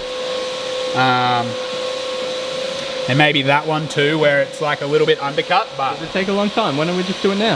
It's So just... you let it cool down first? Yeah, it's just more time than it's worth. Because I'm gonna do mounts off the turbo anyway, so the weight's gonna be supported. So I don't think it's gonna be an issue, but if I was like, if I had no time constraints, I'd do it again, but like, is it really worth the extra half an hour to do it? Not really. Because I'm gonna have to let this cool off naturally. Yeah. Otherwise you'll crack it. So by the time I let that cool off for like 20 minutes, if I spend another half an hour welding it, we're gonna be like an hour behind. You know what I mean? Whereas we can just put it in now hot, let it cool down on the car. Let's do it then. But I'll probably burn myself. Okay, let's not do it then. Should be alright. What about gloves? Yeah, fuck it. Okay.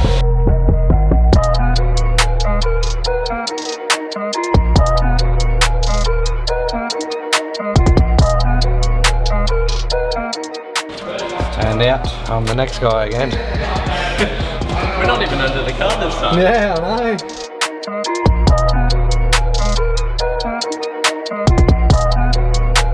I have a funny feel it's going to get real fumy in here real quick.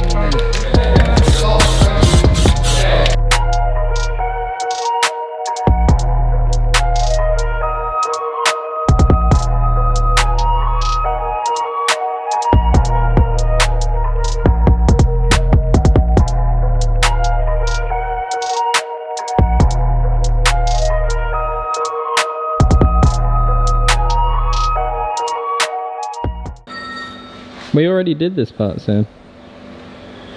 Shut up, do it. What are we doing now? I don't actually know.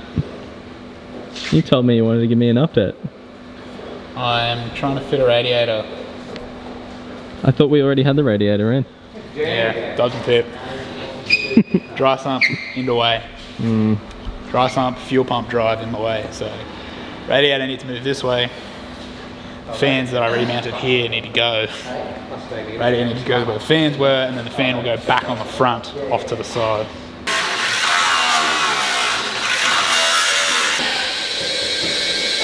So I wonder if I just cut from there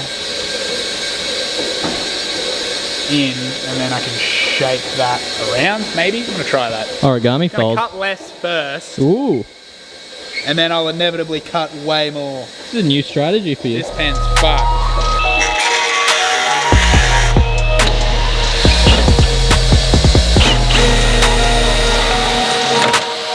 Nice one.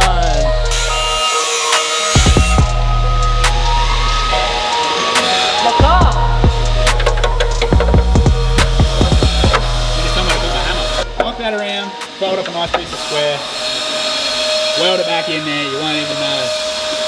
We'll see. Except that you watched me do it, so you will know. We'll see. Yeah, width is good, so I reckon when you move the mounts into here and just weld 2 tabs off. Cool, that's right. And the height's right. I'm also worried about width. So we'll get it to fit, I reckon. We'll get it to fit. You happy with that? Yep.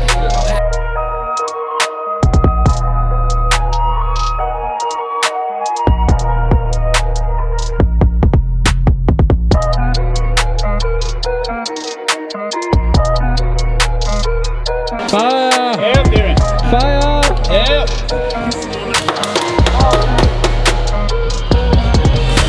Fire!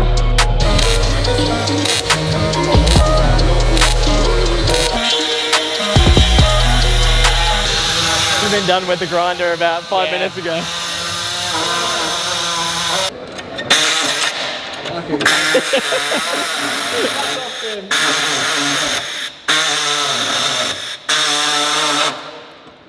You scared of grinders or something? Let me use the grinder on this side. No, you can do whatever you want. You got it.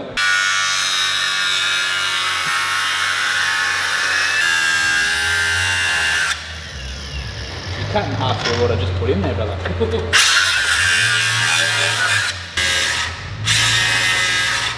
You know you don't need to saw it.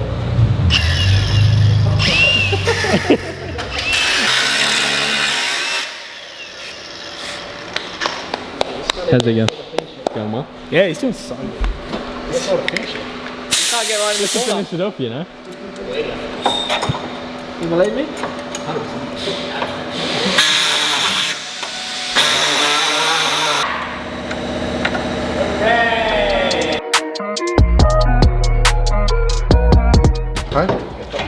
Not yeah, that's why I'm putting the bottom in so I can make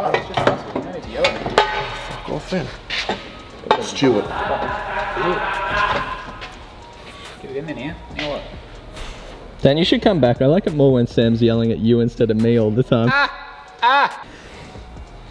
Nice radiator. It's a fuck with that. Well, you tried. I did. We're done. We didn't make it, Jamie. It's the end of the story. At the end of the day, some you win, some you don't. What now? What now? Shuey wants to see the boot. Otherwise, we're going to take the intercooler out and get the radiator. Oh, that's rough. The front bar and the Brio and the headlights. Yeah. Can we write a checklist of what you have to take out in which order? If you need to take out the radiator. Start with the engine. Step 1. Remove the engine. The pin. A hammer and a radiator does not go together. Why have I got a leak in my radiator? You call him Dane. It's just not quite. You call the leak Dane? Not bad, not bad. What can't he do? He can cut the metal. He can weld the metal. What else can you do to metal? I've been bashing this metal. You can bash the metal. I've been bashing this metal within an inch of its life. Jamie's losing it over there. I trust these guys to build my car. Yeah, we got a live audience here today.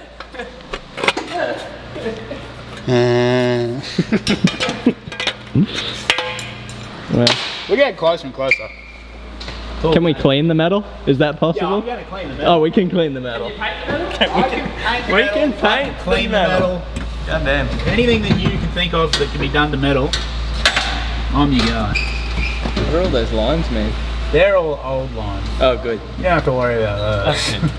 How do we know whether it's a new line or an old line? Darker line. Judging by how shiny it is. The shiny line. I would suggest the snips sick and of then using the grinder. Yeah. I don't really ever use anything that's thin enough. This still isn't really thin enough, but I can see that. It makes you look really strong though. Thank you. Ow! Everything's sharp. I think it's time to clean it up. Put it in the comments below. Is this going to look good or is it going to look bad? Who's trusting? You know? Not what it looks like now. Who's sitting at home going, fuck me? These or guys. who's sitting there going, I can't wait to see what this turns into. This is going to look great. Cut to when the carpet's in and you don't see the finish. It looks unreal. You're invested now, aren't you, Dylan? You fucking rat, eh? Not really. Before you're like, and now you're like, you know what?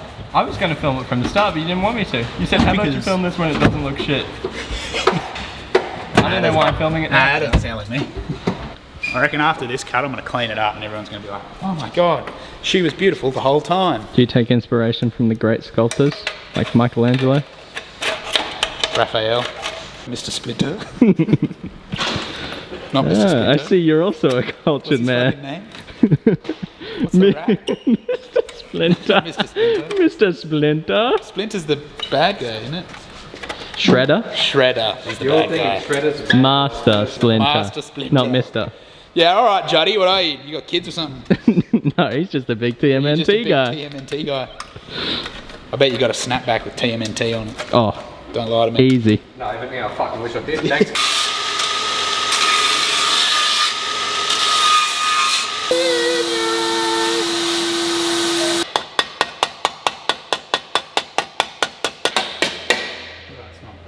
Dan, are you teaching Sam how to use a hammer? Not really. It's he's unteachable. He's unteachable.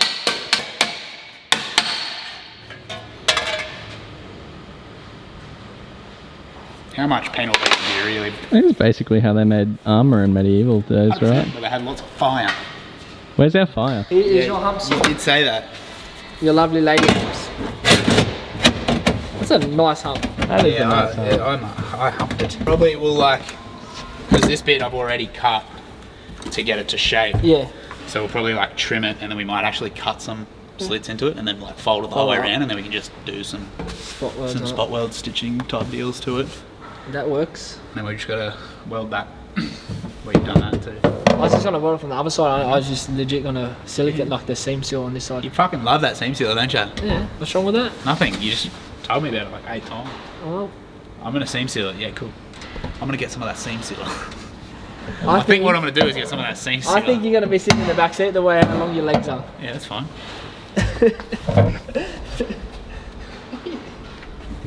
To the moon. Right, yeah, I reckon we work on that other side. Get some seam sealer while we're at it. Let's work on that side with some seam sealer. Get some. I reckon we just cut that side and then we'll just weld the underside, and I'm just gonna seam seal it. It's nearly 3 PM Monday. So what have we achieved today? We've got the turbo mounted. Mounted the turbo. I've made a hump for the transfer case. We've painted the boot. We've put the back half of the cage back in. We've mounted the fuel cell, mounted the power steering pump. Haven't done the battery yet. No. Nitrous brackets back in. Yeah.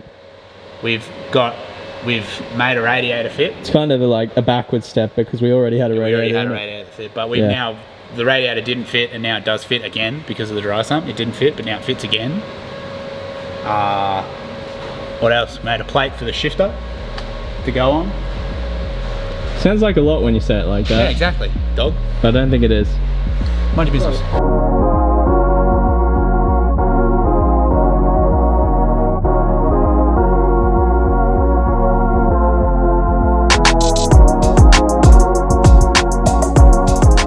What's the plan? The plan is to try and put this little fuse box somewhere. It'll be a squeeze. Yep.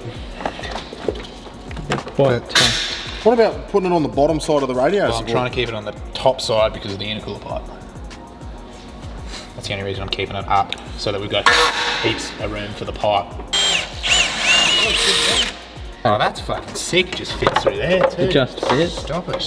Why wouldn't you come through this hole here? Nice though. I will. But that's not the point right now. That's going to go there. That's going to go in there. I will, but I didn't. Headlight goes here. Before. Indicator goes here. You shut your bitch mouth, Jamie. Don't you be having the good ideas on camera? How about you cute yourself? Shouldn't you be in Sydney? Fucking wearing track pants or something? It sucks because if that was a little bit shorter, it'd be fucking perfect. You can make it shorter. Is this turbo exactly? Is this turbo exactly what? Right, exactly everything. Perfect. All right. Well, no, yes. Final. The story's changing. Orientation of the oil holes. See what you think. They can go anywhere.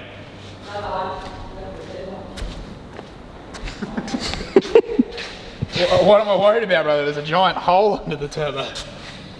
Yeah, are you happy? That's all I do. All I care about is the outlet. I don't work here, right? You do. That, but here you are. This can rotate later. This rotates. Don't look at me like that, Dan. It will rotate. All I care about is this. 360 degrees, like that. Is there enough room for your fucking blanket or whatever the fuck? I don't know. Going off about before? Yeah. How good would that be if it was shorter, Dane? Stay there. Oh, what if I put it there, Dane? No good, Dane. It still needs to be shorter. Dane, go do your job. Don't worry about him. He's an idiot. I'm going to build an intercooler pipe out of scraps. You would. I think I'm winning. What do you reckon, Dill? Does this look good? All right, nice. Wait, what if we just weld onto the turbo and we just put one clamp onto the intercooler? Saves the clamp. Not a bad idea. Big brain. Shopping at Costco right here. Just trying to save a little bit of money. Are you thinking like go at 90 and in? Yeah. Or are you? I was thinking just coming out of the turbo, straighten it up, then coming straight across the 90 into the cooler. Yeah, but I mean like you want to come perpendicular to the chassis like this and then up, or you want to just shoot down at it? Well, it's, whatever you think. Well, what are you thinking over there? I've got to go perpendicular because of the tank and everything. You have to. Yeah. So I'll do the same thing on this side. So we just symmetrical. Yeah, I've got to come out like that. Out and straight. And it's got to go straight. Straight and then up. To the rear of the car.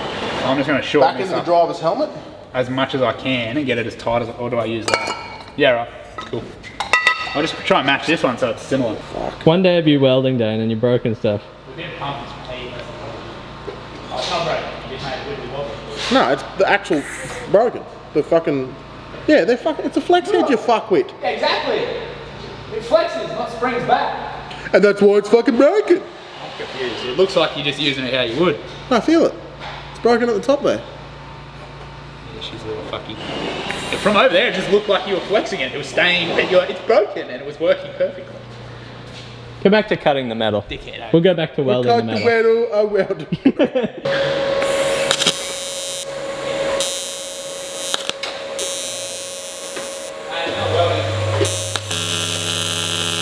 All right. So that's way too much. That's about as short as she can go on the straight. But why can't you just like get that to work? I can, but that's just ugly. So realistically, we need a donut. We need a donut. But I'll keep that because I might use that there. Because if I had that, donutted, she'd be fucking close.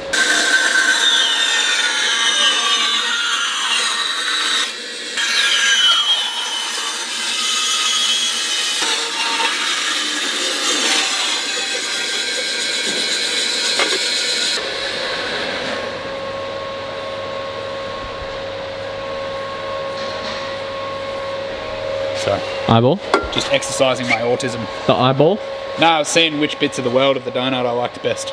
I like the ones on your right. Me too.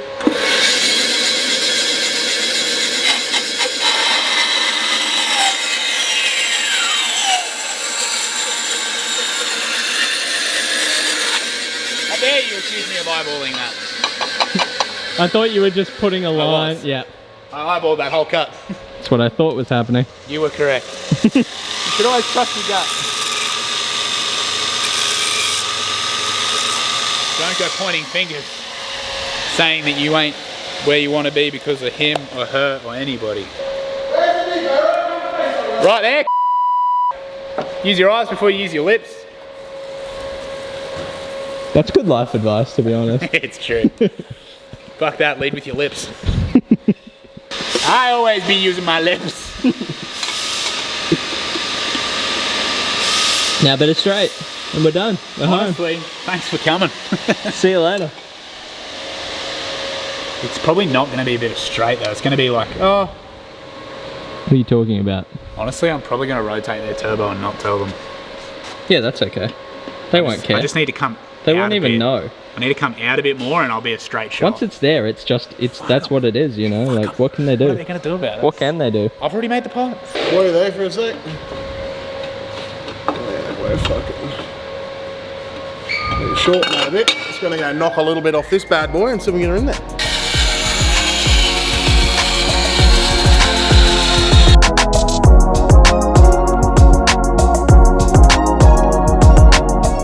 Zit, zit, zit. Yeah, Daddy. So that's reverse on the torque wrench.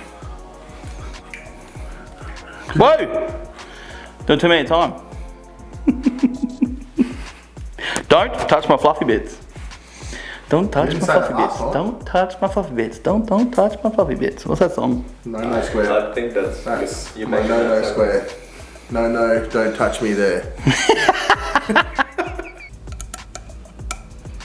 Fuck you, no boats, eh? That's tighten up.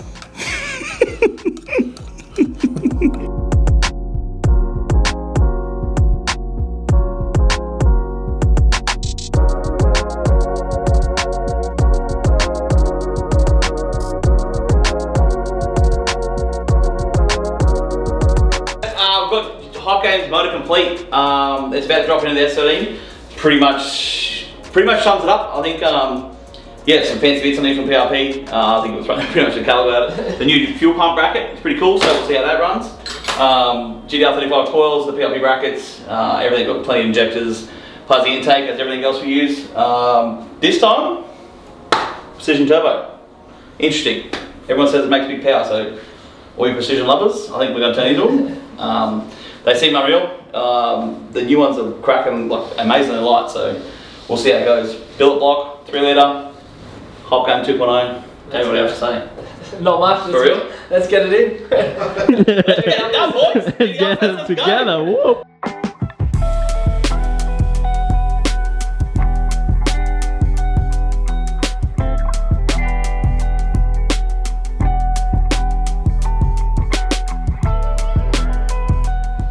We're in, Jamie. We're in. One step closer. It's Wednesday morning. It's Wednesday at 10 o'clock, 10 past 10. We've got the engine in. This is a thread on my sleeve. That's important. I felt it. I felt it. We've got the actual engine in. So this is the actual engine. It's built. It's ready to go. Everything's on. I've got the engine harness is sort of in. I'm working basically front to back because I haven't mounted anything inside the car yet. So I'm basically making everything fit outside of the car because I'd rather have extra length inside because it's easier to hide basically. So engine harness is in, that's in, dry sump tank's on its way. We've got a big plumbing list. This happened, the intercooler piping's done, mounted the fuse box, the transfer case clearancing is all done.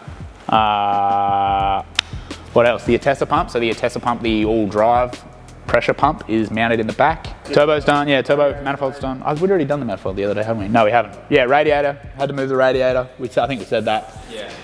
Had to move the radiator further forward, so we had to change the fan setup. So we got all our Motec gear. So we got the ECU. The E888 is basically for our EGTs, and then we got the PDM, which is going to do all of the power distribution through the car. So this is going to control. This basically powers our ECU, and then the ECU tells this to power everything else, all the fans, pumps, injectors, coil, whatever, everything. Keypad. And the only thing that we don't have is the lambda to CAN module, so it's basically the exact same as that, but for a wideband sensor. So what's today? It's Wednesday. We were going to leave tomorrow, Thursday, because we wanted to be there for Friday night racing. But now, because of all the weather in Sydney, it's been changed from Friday, Saturday to Saturday, Sunday. So we've basically got an extra day, which is good, because otherwise we'd be fucked. So we've got an extra day, which is good. Hopefully by the end of today, I want to have a lot of the engine done, engine harness, sorry. So I've got the harness in there, and then basically what I'm going to do is just take measurements from the breakouts to all of my sensors, so then I can just build the majority of the harness on the bench while everybody else is still working on the car, because it's going to be up and down and up and down and up and down, which is no good for if you're trying to wire things. So hopefully we take some measurements from that, I can build it on the bench, and then I can just plug it on when the car's down. But I think that's... So are we thinking car starts tomorrow morning, or...? I think car starts tomorrow. I don't think car starts tonight. I don't think, even if I had all the wiring done, I don't think the car's going to be in a position to start tonight. Yo! What are we doing, Sam? Well, Jamie was meant to be putting his dash in, now he's just up and fucked off. Fucking whinging. Now he's just up and fucked off. He's paid you to put the dash in. Just put it in. To do fuck off. What do you mean? He hasn't paid me to put his dash in. He is going to. Is he? Maybe. Doubt it. You're lucky. It's like every customer, you never know if they're going to pay, but you still got to do the job. Fucking Sydney ones, eh? Especially Sydney, those guys. Sydney. They're the worst. They're the worst. They are. That's why I have to come up here and do my car myself. Good luck. I can go home. He's already done most of it. It'll hit 5 o'clock. I'll be gone. Why is there fucking trailer wiring in here? Don't you worry about that. I used to fucking tow my race trailer. Yeah. You're an idiot. We need to cut it, Jamie. Right, what do we need? It's going to be into the vents by the looks of it. It is what it is. I don't have aircon. I don't have a dash mat. What are you worried about then? Just cut it. Yeah, okay, we'll still won't want to just fucking hack at it. Well, I didn't say hack at it, I said cut it. Looks like you're going to have to go in and then to the edge of that vent is what I'd be doing.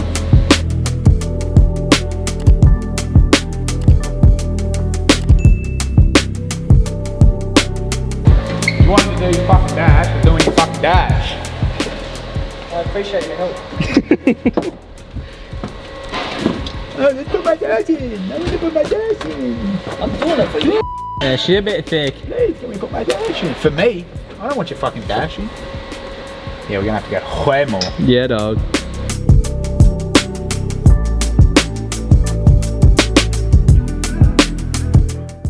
How's that dash going, Jamie? Good? Sick. Didn't realise the dash went on the engine.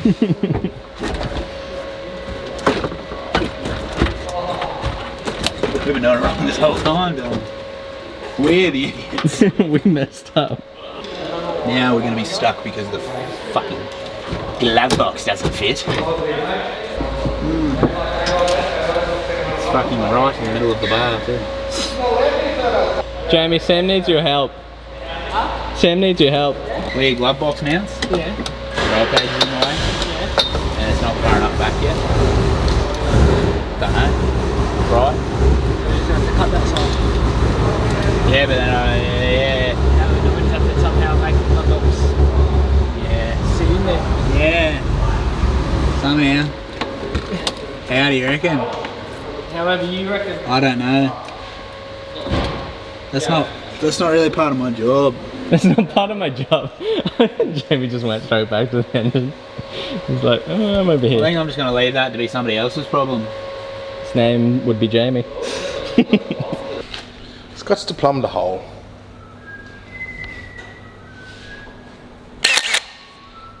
Come on, get through.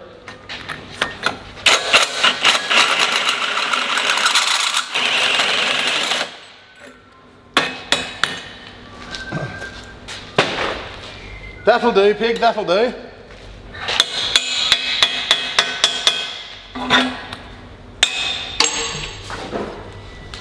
We have a hole, sir.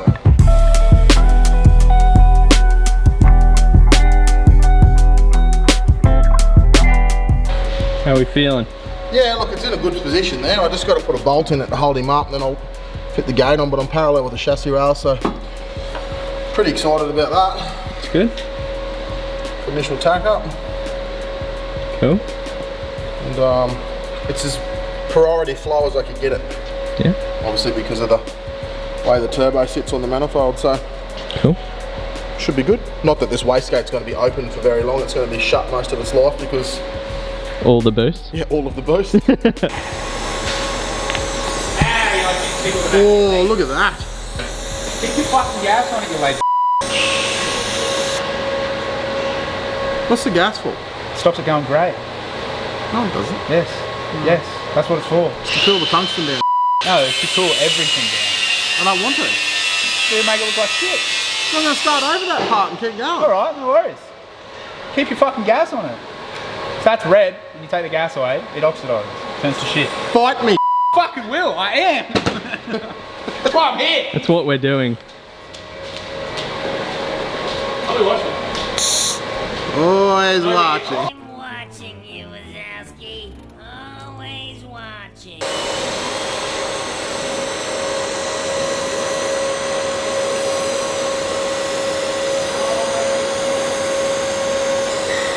Oh, look at you go, Dan. Keeping the gas on it.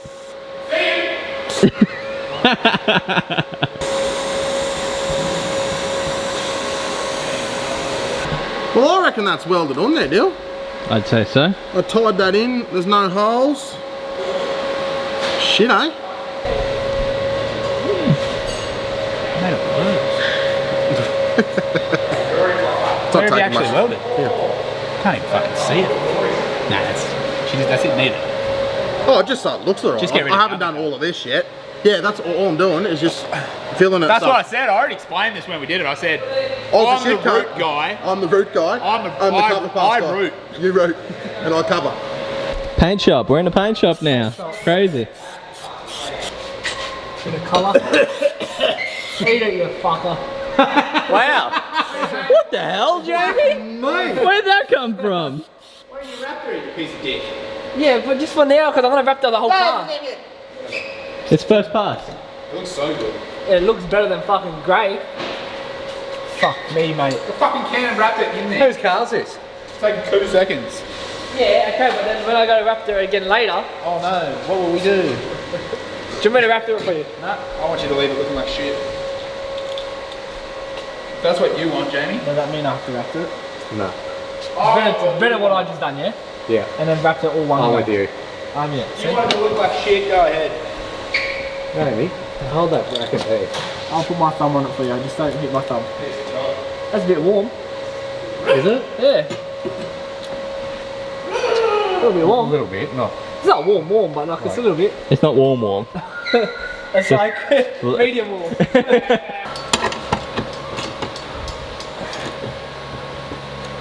It's not going anywhere, deal. That's what we like to hear. That goes anywhere, the rest of the car goes with it. 4, 1. I made 4 into 1.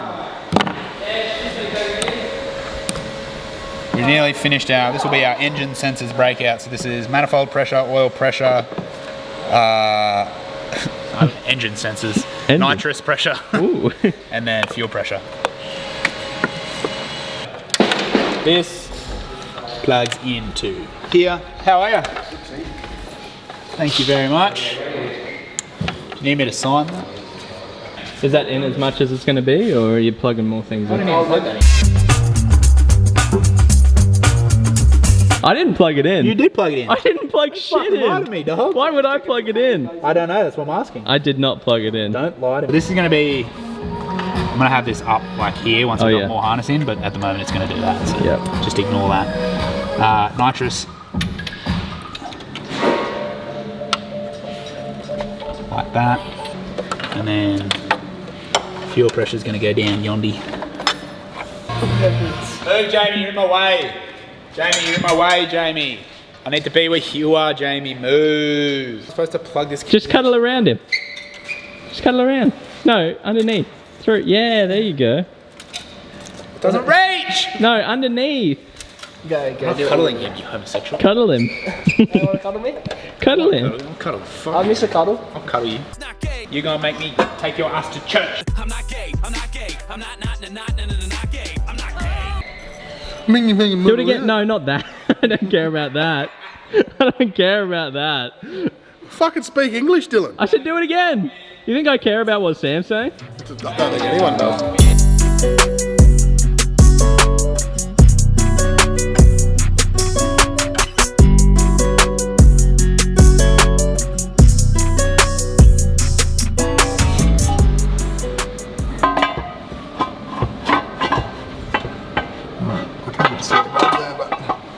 Yeah, we're just gonna have to cut.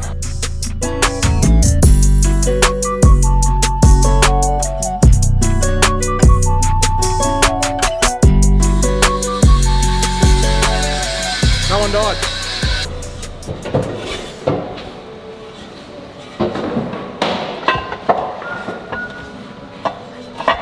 It don't fit. No, you're right. We need to take that engine back. Dang, it don't fit. It don't fit at all. It don't fit. Did you make it fit, Dan? Kinda, but not really. Kinda not really. It's still hitting the fitting, you reckon? Yeah, it is a little bit. It's hitting in too. Bad. We're gonna have to massage the top. I reckon hitting that in's pulled the top of the tunnel down. What are you doing, Jamie? Watching me bash my car.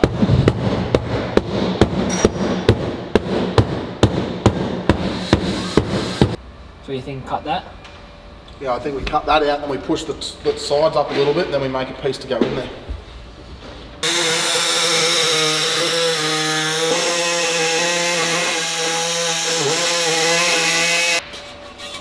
Hopefully speed. Look at that goes straight in there. So it was. You can see how far it is. Look how far it's got to be in the floor. Yeah, that's without the jack on it. Yeah, that's without the jack on it. Yeah. Obviously speaking too, we've got a. It probably doesn't sit up that high now. Yeah. Because we haven't got the gearbox on it, right? Oh, I think on that corner we'll get the hammer and just do that little... Yeah, we'll round it all out. Lovely. That's nice. Oh, well this is a fuckery. What's wrong, Jamie? Well, I had a drop box in it and now it doesn't have a drop box in it. It's hidden. So we're going to have to cut this out. I don't want to do that. I'm sick of cutting my car. Oh. I don't want to drive car. Oh, I don't want to cut my car. Pussy. This is fucked. You have a fucking lot to say, don't you? Pussy. Useful. Would you just do it like this, Sam, and just fucking... I would. Yep. Do you actually want me to look good? Yeah, if you could, please. For fuck's sake. Would you It's just... the worst! I'm playing with string back here! Would you just like cut straight down? Because if you look here... Because I had a drop box, the back will click in like... A drop box. Like it's the front. He doesn't want to cut, that's what he said. You got to. Yeah. It's not going to fit. So just cut straight and straight? You mean like the whole way? Yeah, or would you just... I'll probably just take a bit out first. Just go like... I'll just try and do bit by bit. No. Probably just rather than just cut the whole thing. I'm pretty sure Stu will have another one of these. You probably have to cut the whole thing. Probably just get the air hacksaw and just start cutting. Yeah, I'd grab the grinder personally.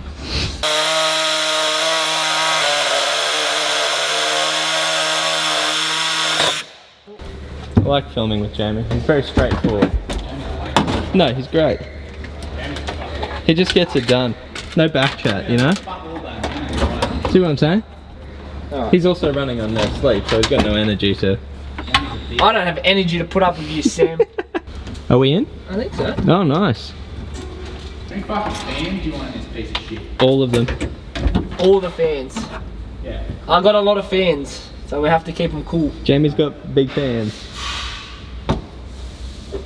And Samuel, you are my #1 fan. I am not your #1 fan, actually. Don't say that. I'm not even your #2 fan. 1 fan, 2 fan, blanket, power steering pump, a Tesla pump. Alright. Meow! Fuck you. Make sure the reverse lights work. They won't. Make sure the reverse lights work. They will not be working. Check them right now. Make sure they work. I'm telling you all right now that this car will not have reverse lights. Can you explain a little bit of this? Normally you use different pieces of thicknesses of rope, but basically what I'm doing is because I'm not going to have access to the car the whole time because shut up! Everybody's doing everything at the same time. So basically I'm mapping out my harnesses with string. It's pretty common. Don't think that I came up No, I didn't think that was the case. I just like what you're doing. Yeah, a lot of people measure out harnesses using rope and then they build it on a bench instead of the car and then you just put it in the car. So that's basically the theory. Is I've just used string line because I didn't have rope. What string line is a type of rope? It's a string. It's a string. So yeah, I'd get all the lengths and harness run out of rope, and then I can just measure it outside of the car. You don't cut all need the wires to length. I don't need the car at all. I can build the entire harness and then run it in and plug it. That's the theory. I'll probably fuck it up and something will be too short. Oh, that's okay. You tried at least. I've given a little bit of length on everything just in case, for exactly that reason.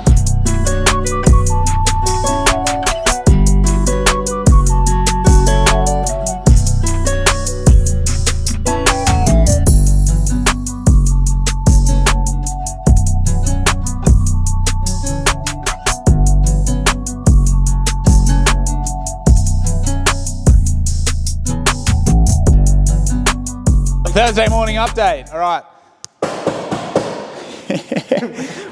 It's 20 past 11. It's 20 past 11 on Thursday. It's barely Thursday morning anymore, but it's Thursday. It's currently piercing down rain on the way to Sydney. We're in Queensland. And all this heavy rain has caused some problems on the roads. The Pacific Highway is closed in both directions. The highway is currently cut off, so that's cool. Yeah, minor detail. So that's cool. But anyway, we forge on. Yeah, we'll do the wiring update first, Dylan. That's it. Probably. All right, so engine harness. I got the engine harness. I think they'd done that already yesterday. Yeah. Pretty much what I did yesterday was got the engine harness done, got the PDM pin out, like mapped, if that makes sense, and everything else sort of figured out. And then I actually went home relatively early. I left at like 7 o'clock. And I got some actual sleep, and then I came back in early this morning, like 5 o'clock, and started making these little string art projects. So I had another one over there, which I've already finished. I had it taped on the floor. Everyone was kicking it. It was real annoying. Yeah, so pretty much, I explained it before, didn't I? Yeah, so that's what I was doing. Got our EGT harness. So this harness goes from our E888 out to our K-type thermocouples, which are over there. We have this harness, which is the front PDM harness. So this comes from the PDM in the car, comes around to our half bridge modules, the 2 fans, the nitro solenoid, the starter solenoid. Then I have this harness, which I also did this morning. So this is our transmission breakout harness. Need a connector for that, but I've got all the pins on there. So this does our transfer case pressure. This does our converter pressure, cooler out pressure, vehicle speed, external dump valve, and transmission temperature.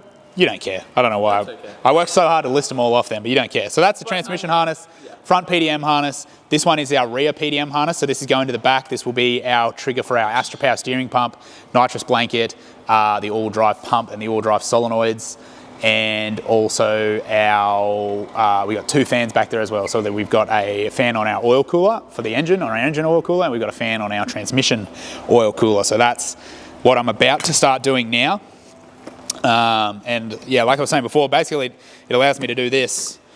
So I've just got the harnesses out of the car, pretty much all but built, and then I can just run them in the car and plug them in. The way that the PDMs work in these, comparable to a Haltech, basically for the 20 amp out pins in a Haltech PDM, they've got like a large DTP connector, so it's like a heavier duty pin, whereas in the Motec PDM 30, they basically use the same style ECU connectors, and they just share 2 pins to the 1 output. So going to make like a little patch harness from them also on the bench, and then I can just plug that into the PDM and then plug my harness that I've made into that patch harness. But instead of having 2 pins going to 2 wires all the way to my things, that's in that patch harness is where I make those 2 outputs go to 1 wire.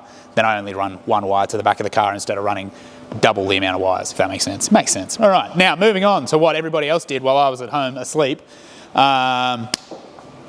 Boys got back with a bunch of fittings, so they've done a lot of plumbing work yesterday, I believe. Turbo feed, turbo drain. I believe they did the fuel feeds at the front down to the regulator and the fuel returns. All that sort of stuff is done. Looks like we've got the fuel pump drive cable is roughed in. It's just run to the back, but it's not mounted. Head drain's on. Looks like some of the dry stuff. I haven't really seen them yet, to be honest, so I don't actually know. I'm just guessing. We're looking at it together. I know they ended up having to raise the tunnel a little bit, so when we had the car, when we had it all in there mocked up and everything fit, it had like a couple tight spots. And so when everything came out, we massaged those spots a little bit more, but what it did was as the tunnel went out, it brought the top down. So we had to then stretch the tunnel back up, so they actually ended up cutting the top of the tunnel and putting a new piece in the top to give it heaps of clearance so that it's not a pain in the ass to get in and out. It's just whip it in and whip it out. I had to shave a little bit off the bell housing for the head drain, which is pretty common. We've had that a couple times on these things, especially when you run the conversion bell housing. So, but that's all in. Looks like Juddy's got the brake lines in, done yesterday. Brakes are back on. That's all sweet and buttoned up. Screamer pipes on, that's cool. I think Juddy's making a seat mount at the moment to just remount the front seat because one of the mounts moved. Jamie just put the shifter in, that's also done now. The ECU is also mounted. You haven't seen up in there, have you? So the Motec, hey? Don't show him. I'll turn my torch on so you can see in there, sort of. It's up in there, so oh wow, you think your torch is better than me or what? Is it not? Thanks, Justin. Yeah. Thanks, Justin. That looks good. Yeah, so that's all up in there. And I think they did a bit of, obviously they did a lot of plumbing underneath, so all the oil cooler lines are done to the back, the transmission cooler lines are done to the back, the fuel lines are run back here but not finished because I think they had to get a couple different fittings to make it all work, and then I think that's pretty much it. So there's lots of things that are in progress. And hopefully a lot of those things will start to like come to a climax very soon. Nathan from Connection Concepts is going to actually write the config file for us. So this engine harness came from him. That main trunk that we've got in there came from him. So he's got a lot of it mapped out already. I had to rejig some stuff around to suit what I wanted to put where, but he said if I get basically this pin out and what I've changed, and then if I get him a PDM pin out as well, he'll basically write that config file for us. So hopefully if I get that to him in time and he has enough time to do it for us, we'll basically just be able to get like click and drag, load it in, and everything will be hopefully working. So I need to get onto that and actually give him my pin out. Turn my pin outs from this scribbles into something that's legible and useful for someone else to read, and then yeah, hopefully he can write that config file for us, which will also be handy because we haven't done a config setup on a Motec yet, so it will take us double the time that it'll take him, Probably more. It'll probably take us triple the time that it'll take him because he's doing it all the time. So that's the update. That's the Thursday midday update. Nearly midday. Hopefully next time we do a big update, the car will be very close to start. Yeah, hopefully we get some more things buttoned up. There's me thing. Better not lose my rope. Don't lose your string. I'm going to string this out on the ground, tape it down, take some measurements, cut some wires. Let's get back to it, sir. Yeah. Thank you. Bye.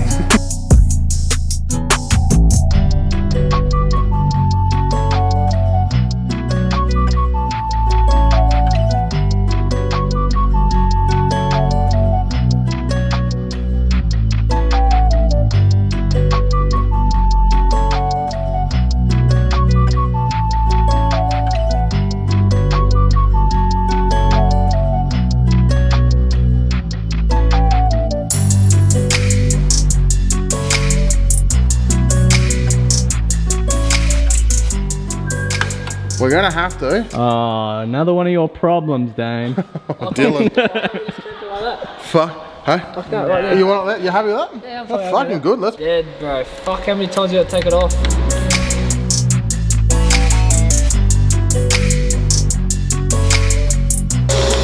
Dan, we had a little problem. What's that? So the radiator wouldn't go in What happened? because the intercooler piping was in the way. I told him not to. Dylan, this is what happened when really stupid people breed. They make stupider people. Ah, evolution. De-evolution. But we solved the problem. We solved it, didn't we? Yeah, we undid the intercooler piping again. Then put the radiator in. And now put the intercooler piping back on. So that goes, that'll be plugged into there, but that Is there a trick for these? for back here. What's the trick, Samuel? Sorry, mate. What A trick? What's the trick to get them in? Front one. You get that first one in. That head's going to be in the way. That nub always is. Always is. So what's the trick then? The trick is bend the EGT and hope you don't break it, or you guide grind that. That's the trick. The trick is more cutting of your car. Okay, what? So Wow. before you go too far, Surprising, isn't it? you've got this here.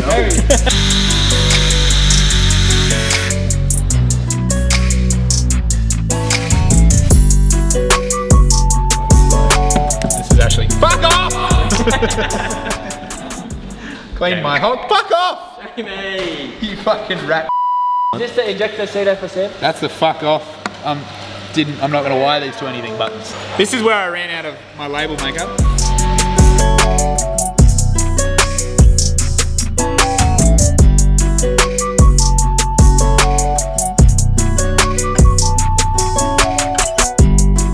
Are we going in, Justin? Fucking what? Oh. Get in. Fuck you, Dylan.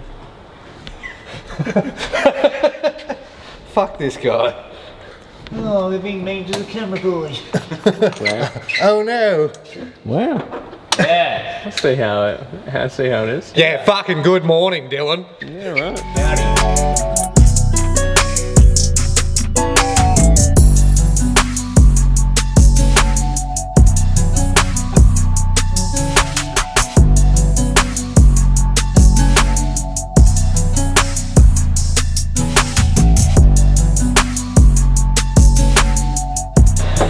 You're sneaking up on me, poor boy. You're doing it wrong, Samuel. I meant to go take the whole thing off the roll, am I? Yes.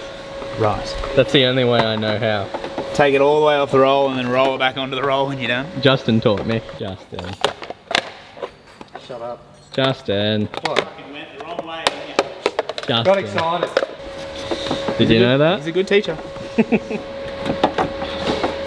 How would you suggest we do it, Samuel? What's your inferior method? I start at wherever one end is going to end. What? And then feed it through the opposite way. What? That's witchcraft. You're fucking crazy. You're getting pretty close to him. Close to what? What are we getting Powering close this bitch to? up. Well, what's the time? What's the day? It's Friday at 2 p.m. What time do we need to be leaving by? 12 hours ago. I'm gonna put 2 more CAN cables in, so that's the keypad. So we're gonna go from the ECU to the keypad, and then from the ECU to the dash. Everything else is hooked up, so the E888, the PDM, the wideband is all hooked up. It's just got the dash and the keypad left. And I've got to hook up the ignition switch input to the PDM to tell everything to turn on. And I need to do, I wrote a list over there, but it's turned around. I think I got to do the trans brake input and the trans brake output, which is easy. It's literally just 2 wires. It's all in the computer already. I just have to run the physical wires, so that's easy. And I think the last thing that I have to do is run 1 extra wire to the back of the car. Are you putting the dash in?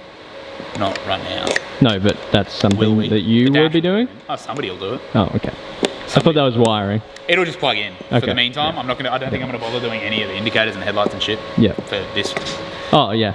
We don't need that. We're going in a straight line fast. It's just gonna be on and getting information from the ECU. That's it. I'm not gonna do indicators and lights and fuel level and all that shit. Reverse lights. Reverse lights, exactly. The battery cables at the moment. So I'm gonna go from battery to isolator, isolator to a post in the kick panel, and then from that post it's going to go up to the PDM, and so then the PDM powers everything for the ECU, which is a nice way to do it. I don't have to do any relays. Oh yeah, basically like makes it be like a Nexus essentially. So I don't have any relays for, like, there's no relays for coil power, ignition power, anything. It's just turn the PDM on, and then the PDM turns the ECU on, and then supplies all the powers for the ECU. So that's good.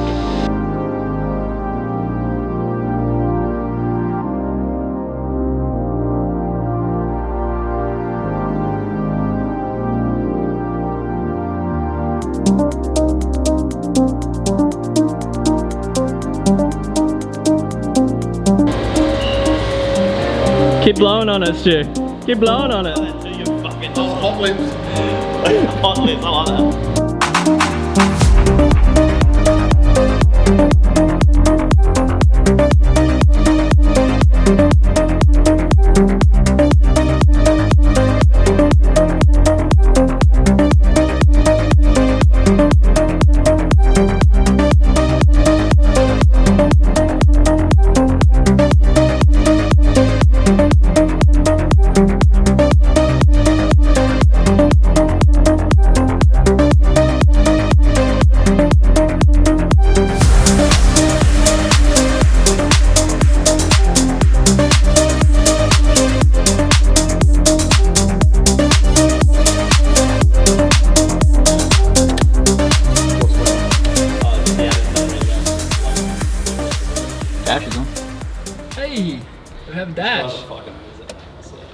Don't you look at me. Look away, I'm hideous. I'm looking at you. Don't look at me, Dylan. I'm looking at you. No, Dylan. What are you doing, Samuel? What are you doing, Samuel? I'm doing bad stuff. Yeah. Oh, the dash is off. Surely that wasn't me. You broke it. Actually, that could have been me. No, it's back on. It wasn't me, it was him. That's confusing. It's every time I touch this wire. Is that me? He's like, who keeps turning the dash off? It's got to be me or what? Yeah, I think so. That's definitely me. Do I keep doing that? I think I'm trying to hooking up the ignition switch, and I'm pretty sure I keep turning the dash off on you. Every time I hook up the input switch in the PDM, the dash cycles. Yeah, okay. I literally was just hooking it up, and every time I touched the wire, the dash flashed, and I thought we were just in sync, you know? Do you want to get my rear seat? I'll bolt it in while I'm in here. Andy's flat out, he'll help you. She's there? Behind Andy. Andy's flat out. I'm not yet. You feel like just to see cranks, Nathan? Get it. Yep, got me. Oh yeah. Now it sounds like an RB. Yeah. We have sync. Cycle lock. Cycle lock, big bike guy. We lock into cycling. I've never cycled in my life, basically. Why are you touching my titty? I'm excited. Sexual freedom for all. Sexual freedom for all. Sexual freedom for all. Not gay. So you pretty much ready to sort of fire? Can we get fuel in it? Yep. Literally, the fuel jump's just getting opened right now. Here come, baby, get some juice.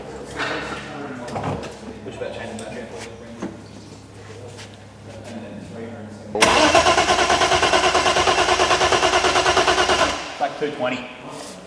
Yeah. Can I get in there? Had nothing. The what? Unplug it. Unplug it. You get that? What time are we looking for? 9:30. Andrew, you're pissing me off already. Don't waste him. I will. You won't. Go. Yeah, we're just past. So that's probably like 350. That was 350, so we just passed. 5 off. Sorry? 5 off. Yeah.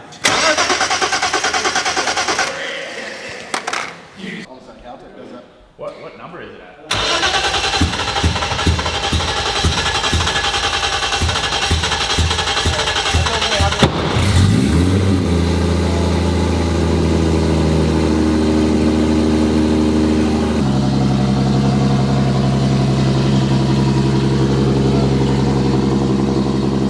Sounds good.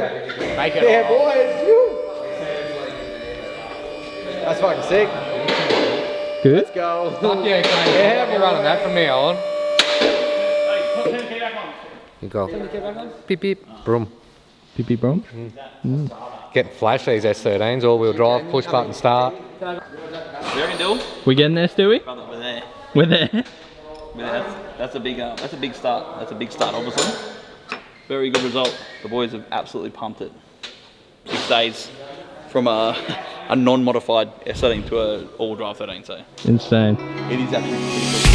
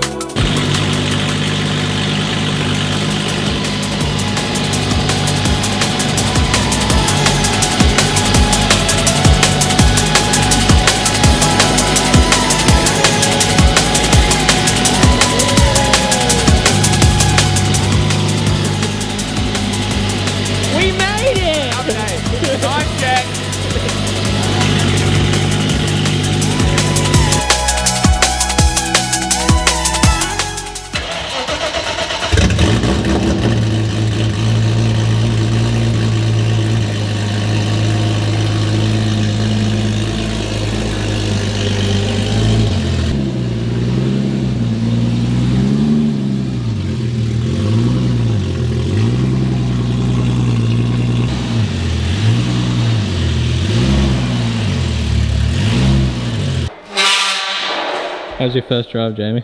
It's great. Around the corner. Welcome back to the channel, guys. As you can see in the last video, we have got this thing running and driving. We've got some dyno time on it. We filmed it late at night, so just mind the quality on that. Dylan was actually asleep when we were tuning this thing, so if you want to see the full dyno video breakdown on it, let us know in the comments. Been on the street. This car's been on the street. My eyes lit up. This opened my eyes on how fast the car can be. Lightweight, obviously I'm a big dude in a light car. It was insane. So enjoy the content. We've got plenty more coming on this car. We'll be doing more and more with it. Drop in the comments, see what time you reckon can run.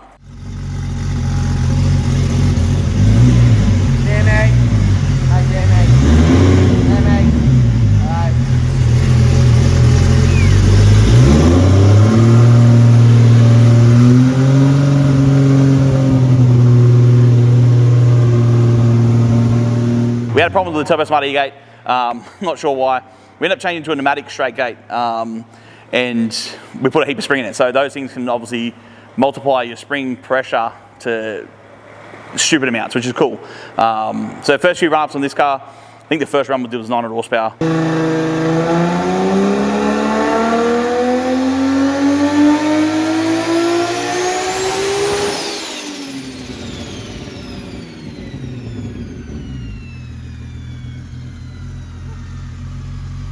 Just seeing if the fueling's correct. Same old stuff we go through most of the time with all our cars we tune.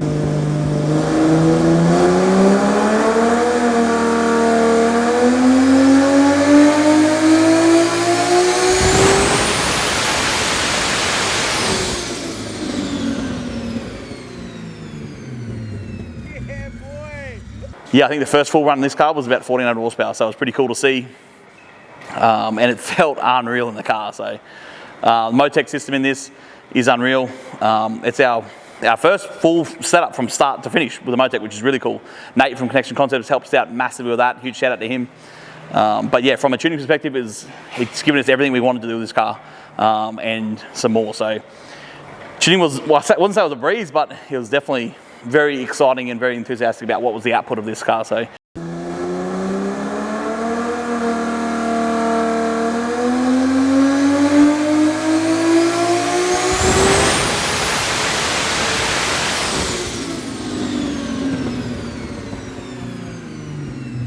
We ended up with 1471 on around 53 pounder boost, so very, very good start for this car and where we want to take it. So stay tuned. There's plenty more to come and plenty more powder yet for this car. Last video. What's last video? 55% not subscribed. 55. Get over there and give us a like or subscribe, you know? Sports a channel. Let's grow. We want to build more stuff like this. This is cool. Let's do that. Subscribe. Let's go. 100,000 is our next big milestone. So, I'm obviously G'd up way too early. It's only 30,000 subs, but we get to 100,000, we get a little plaque that actually says we're YouTubers. Jesus. Legit. But that'd be legit. Let's go.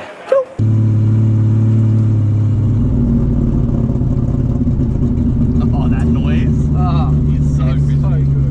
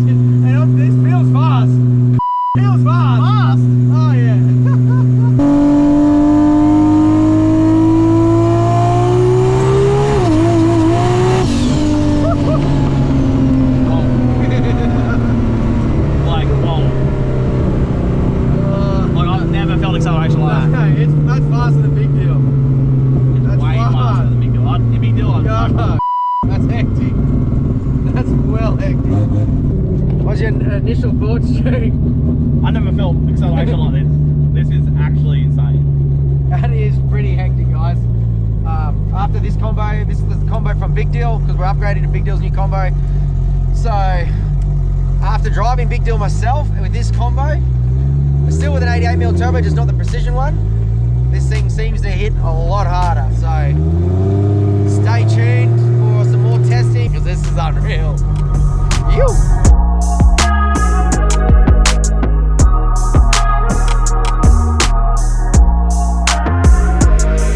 We're at Queensland Raceway for a test and tune. It's just a nice cruisy night testing the car. We just finished the hype game on the dyno. We finished it on the street, give it a few hits, so we just want to make it the track, make sure it does what it needs to do before Jamie gets it full sentence. So Andy will be driving that car tonight, just doing a few tests. Basic, probably like 6 to 8 runs just to make sure that the car does what it needs to do, make the nitrous work the way we want it to work, all those type of things. So.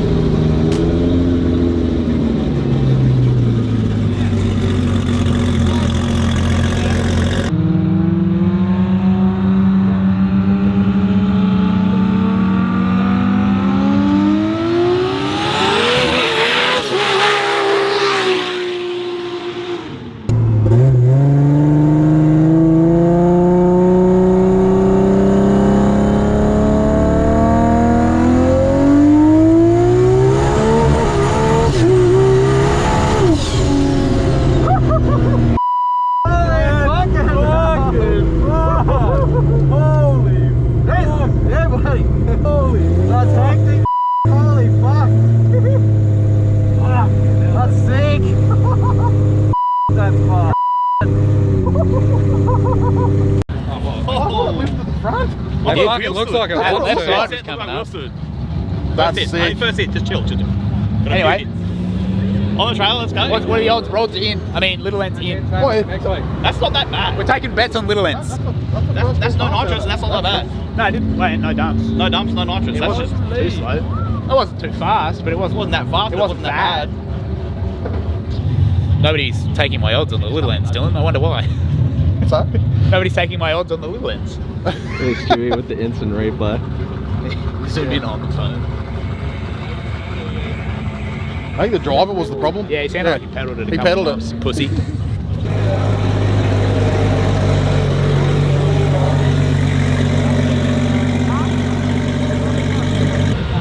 How'd it go? Oh, it's fucking sick. Yeah, doggy. Did you have the GoPro on? Yeah. Good, good. Holy. That's fast. Holy fuck. Once it got going. That's a nice little pedal in the middle there. Oh, yeah. This thing's a weapon, eh? Yeah, probably this bounce. Is it just here? Too fast. Too full? Too fast? That's Red's first. No, it's cool. Holy first reactions of driving that. Woo-hoo, daddy, let's go. Did you have a good reaction in the car? Oh yeah. Red's like, I was filming, I just stopped, I was like, fuck. That was pretty good. We get Red's reaction. What do you reckon? Too fast. Too fast. It's only gonna get faster though, right? Hey, once it moved in first. It looked like it was wheel standing. Bro, when it went in first and then I grabbed second and then grabbed third, it was just fucking going. Sick. You ready for nitrous? Oh yeah. Oh yeah. It just needs that extra like off the line. Like it's like, whoa, they're pretty lazy, but no, once it got into it, yeah, it wasn't bad. Yeah, shit's over big deals. Like the Turbo 400, game changer. Put the glide in the bin. No, it seemed pretty good. Like it looked pretty good. Yeah, it was nice. The steering feels really light. So I think like my hands are like, yeah, because I'm going like, yeah, bro. So I mean, we need to rake it a bit more in the front if we can, and or put to a let it little bit squat more to level. compression. No, put Yeah, a can we bit more stiffen the compression on the back?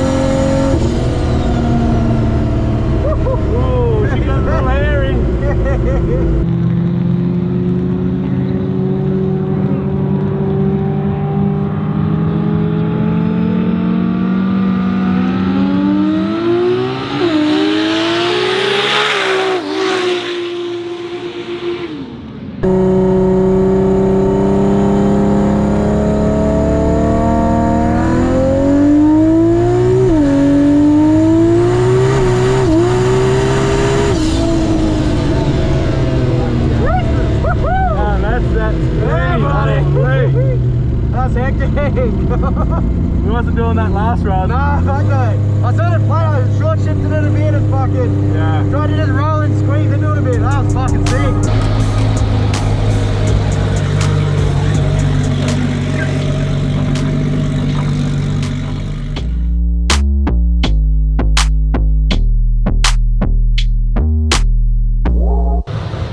What's happening, Stu? I don't know yet. I don't know. I think my laptop might be shit in the bed. This is I didn't leave my screen like this. I've got a big mouse button. That is, it's quite big. I don't understand. Just having first few hits of hot game, holy dooly. No nitrous yet, we're just working on that. Hot game, no tech. Fast, very fast. Hey guys, step into me fucking office. Get in here. Hey, how you doing? How you going, mate? No worries. Let me just put this in a little bit. From the last time I drove when I was rear-wheel drive testing it, I thought, holy shit, this thing's pretty quick. It's not bad. Now that it's got the new combo, all-wheel drive, it's fucking fast. It's really fast. So First initial thoughts was this is too much for this little car, but I think once we do some testing, more testing with it, do some suspension dialing in and stuff like that, I think we'll get it to work. We'll be able to play around with a lot more boost by gear and stuff like that as well. But yeah, it's going to be fast. So a couple of things you were saying at the time was like that it felt like it was sort of lifting up. Yeah, definitely. I think because we haven't really changed the suspension too much from when it was rear-wheel drive, we had the backs fairly soft, so when it was rear-wheel drive, it'd shift the weight to the back to try and put the power down, get the grip. So it was still fairly soft, so when this thing hit, it hit hard, and yeah, it felt like it was nearly lifting the fronts off the ground a bit, which it was sort of making the front wheels go a bit light and torque steering a bit. So that's one thing we're going to look at for the next time we're out testing. I think we're going to send the shocks off and go get them revalved and stuff as well. Yeah, now that it's different weight ratios and stuff like that. But yeah, as you can see, we've got a roll cage included in the interior. You would have seen it in the previous videos. It's a little bit extra safety because this thing's going to need it, I think. You'll definitely, when we go to the drag track with it, Jamie will run Jamie on the Mickey Thompsons for sure. Yep. For the roll racing stuff on the unprep, so it's just the race tracks. Well, again, hard to say. We might, we'll test them all. We'll have a set of Mickeys there. We'll have some PSRs. We'll have the Heroes. We'll have all the different ones we can run.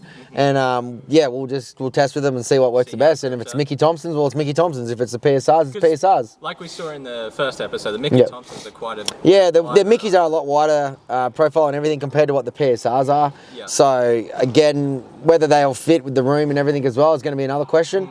As it's sitting right now, it's on the PSRs and they sort of sit nicely with it, but you know, that's one thing we can check with the new wheels that are coming. If we have to change the offset a little bit to make it work, we can try that, but yeah, we're just going to test with the wheels and see what we can get, and we'll go from there. Sick. How do you think it's going to run when we do get the nitrous in it?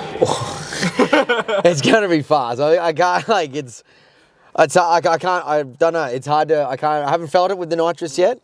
But with what it was before, when we tested it, it was fast. Yeah. I mean, it was quick. It was a little lazy out of the hole, but when it hits hard. And it's just, you know, the motors with these big turbos with no nitrous, they do take a while to spool. So, you know, you're like waiting, but fuck, when she hits, hang the fuck on. Sweet baby Jesus. But yeah, no, it should be, I don't know if it'll, same thing, we'll be able to ramp it in progressively. We'll be able to use boost by gear, so to try and really make that curve as linear as possible and get the power down as fast and smooth as possible as we can. So yeah, it'll be, you know, it's definitely not going to come out the next race meeting and be up there with the top cars. It's might take a bit, a lot of testing, I think so. Yeah. But you know, give us a couple of events, and you know, hopefully you'll see it at the pointy end of everything. So we'll go from there. Cool. GT-R Festival next year. Yeah, GT-R Festival will be there. It'll be there for the GT-R Festival next year. You know, the bloody weather. We'll blame the weather on this one. You can't beat Mother Nature. So, anyway, that's over and out from the office in here. And next time you see me, we'll be out that way on the track. So, peace. So, one of the big things on the night for testing, as you can see some stuff in the video, we didn't actually get to the nitrous on. So, we're just testing everything before nitrous, make sure everything worked. The car's obviously going to take some setup. This was a rear-wheel drive car, obviously, and suspension setup we had transferring a lot of weight to the rear. Obviously now with four-wheel drive or all-wheel drive, we definitely want to stop some of that transfer.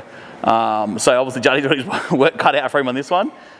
First few passes seemed like insane, like it was, yeah, the car's going to be an animal, but again, trying to get the power down and actually make this car go straight is going to be another thing. So next thing for the car, if someone wants to catch it at an event, we've probably got I think we've got a couple of private hire days. We're going to get the car down the track, get Jamie teched, licensed, or he's already licensed, and we've just got to do the licensing passes and get the car checked over, make sure everything passes what the guys want to drag race. He is aiming to race Jamboree this year, hopefully, so if all goes well for us, you'll see this car at Jamboree. Pretty cool to see a big power RB at Jamboree, not in a drag car, effectively. So we still call it a street car, even though it's turning into probably more of a roll racing car than a street car, but it's still very cool, and to be able to drive on the street's really sick. So first time we pull a paratroof, it's going to be sick. Comment, should we pull the laundry in front of Bunnings? That's my red car. I'm doing that. I swear to God I'm doing that. Mark my words. But yeah, I did 2 little hits. You can see the video, I did 2 little hits on the street and shit myself. Didn't shit myself, it was just like, holy dooly, like this car shouldn't be on the street. If you want to see something else on this car, if you want to see a full tuning breakdown and video breakdown on that car, on this car, let us know. We've got, obviously we'll be testing this car a little bit more and more just to see where we get to. Obviously it's a big combination for us. and making sure everything's dialed, and obviously said Motec's the first one I've done from start to finish. We really want to make sure this car does everything it needs to do and dialed in. So comment below if you want to see a full tuning video. We'll try and make something. Obviously we're not Motec tuners yet, but we're getting there. We're going to understand it more and more. This car, the next car, all the other cars. So it's going to be exciting, fast, exhilarating.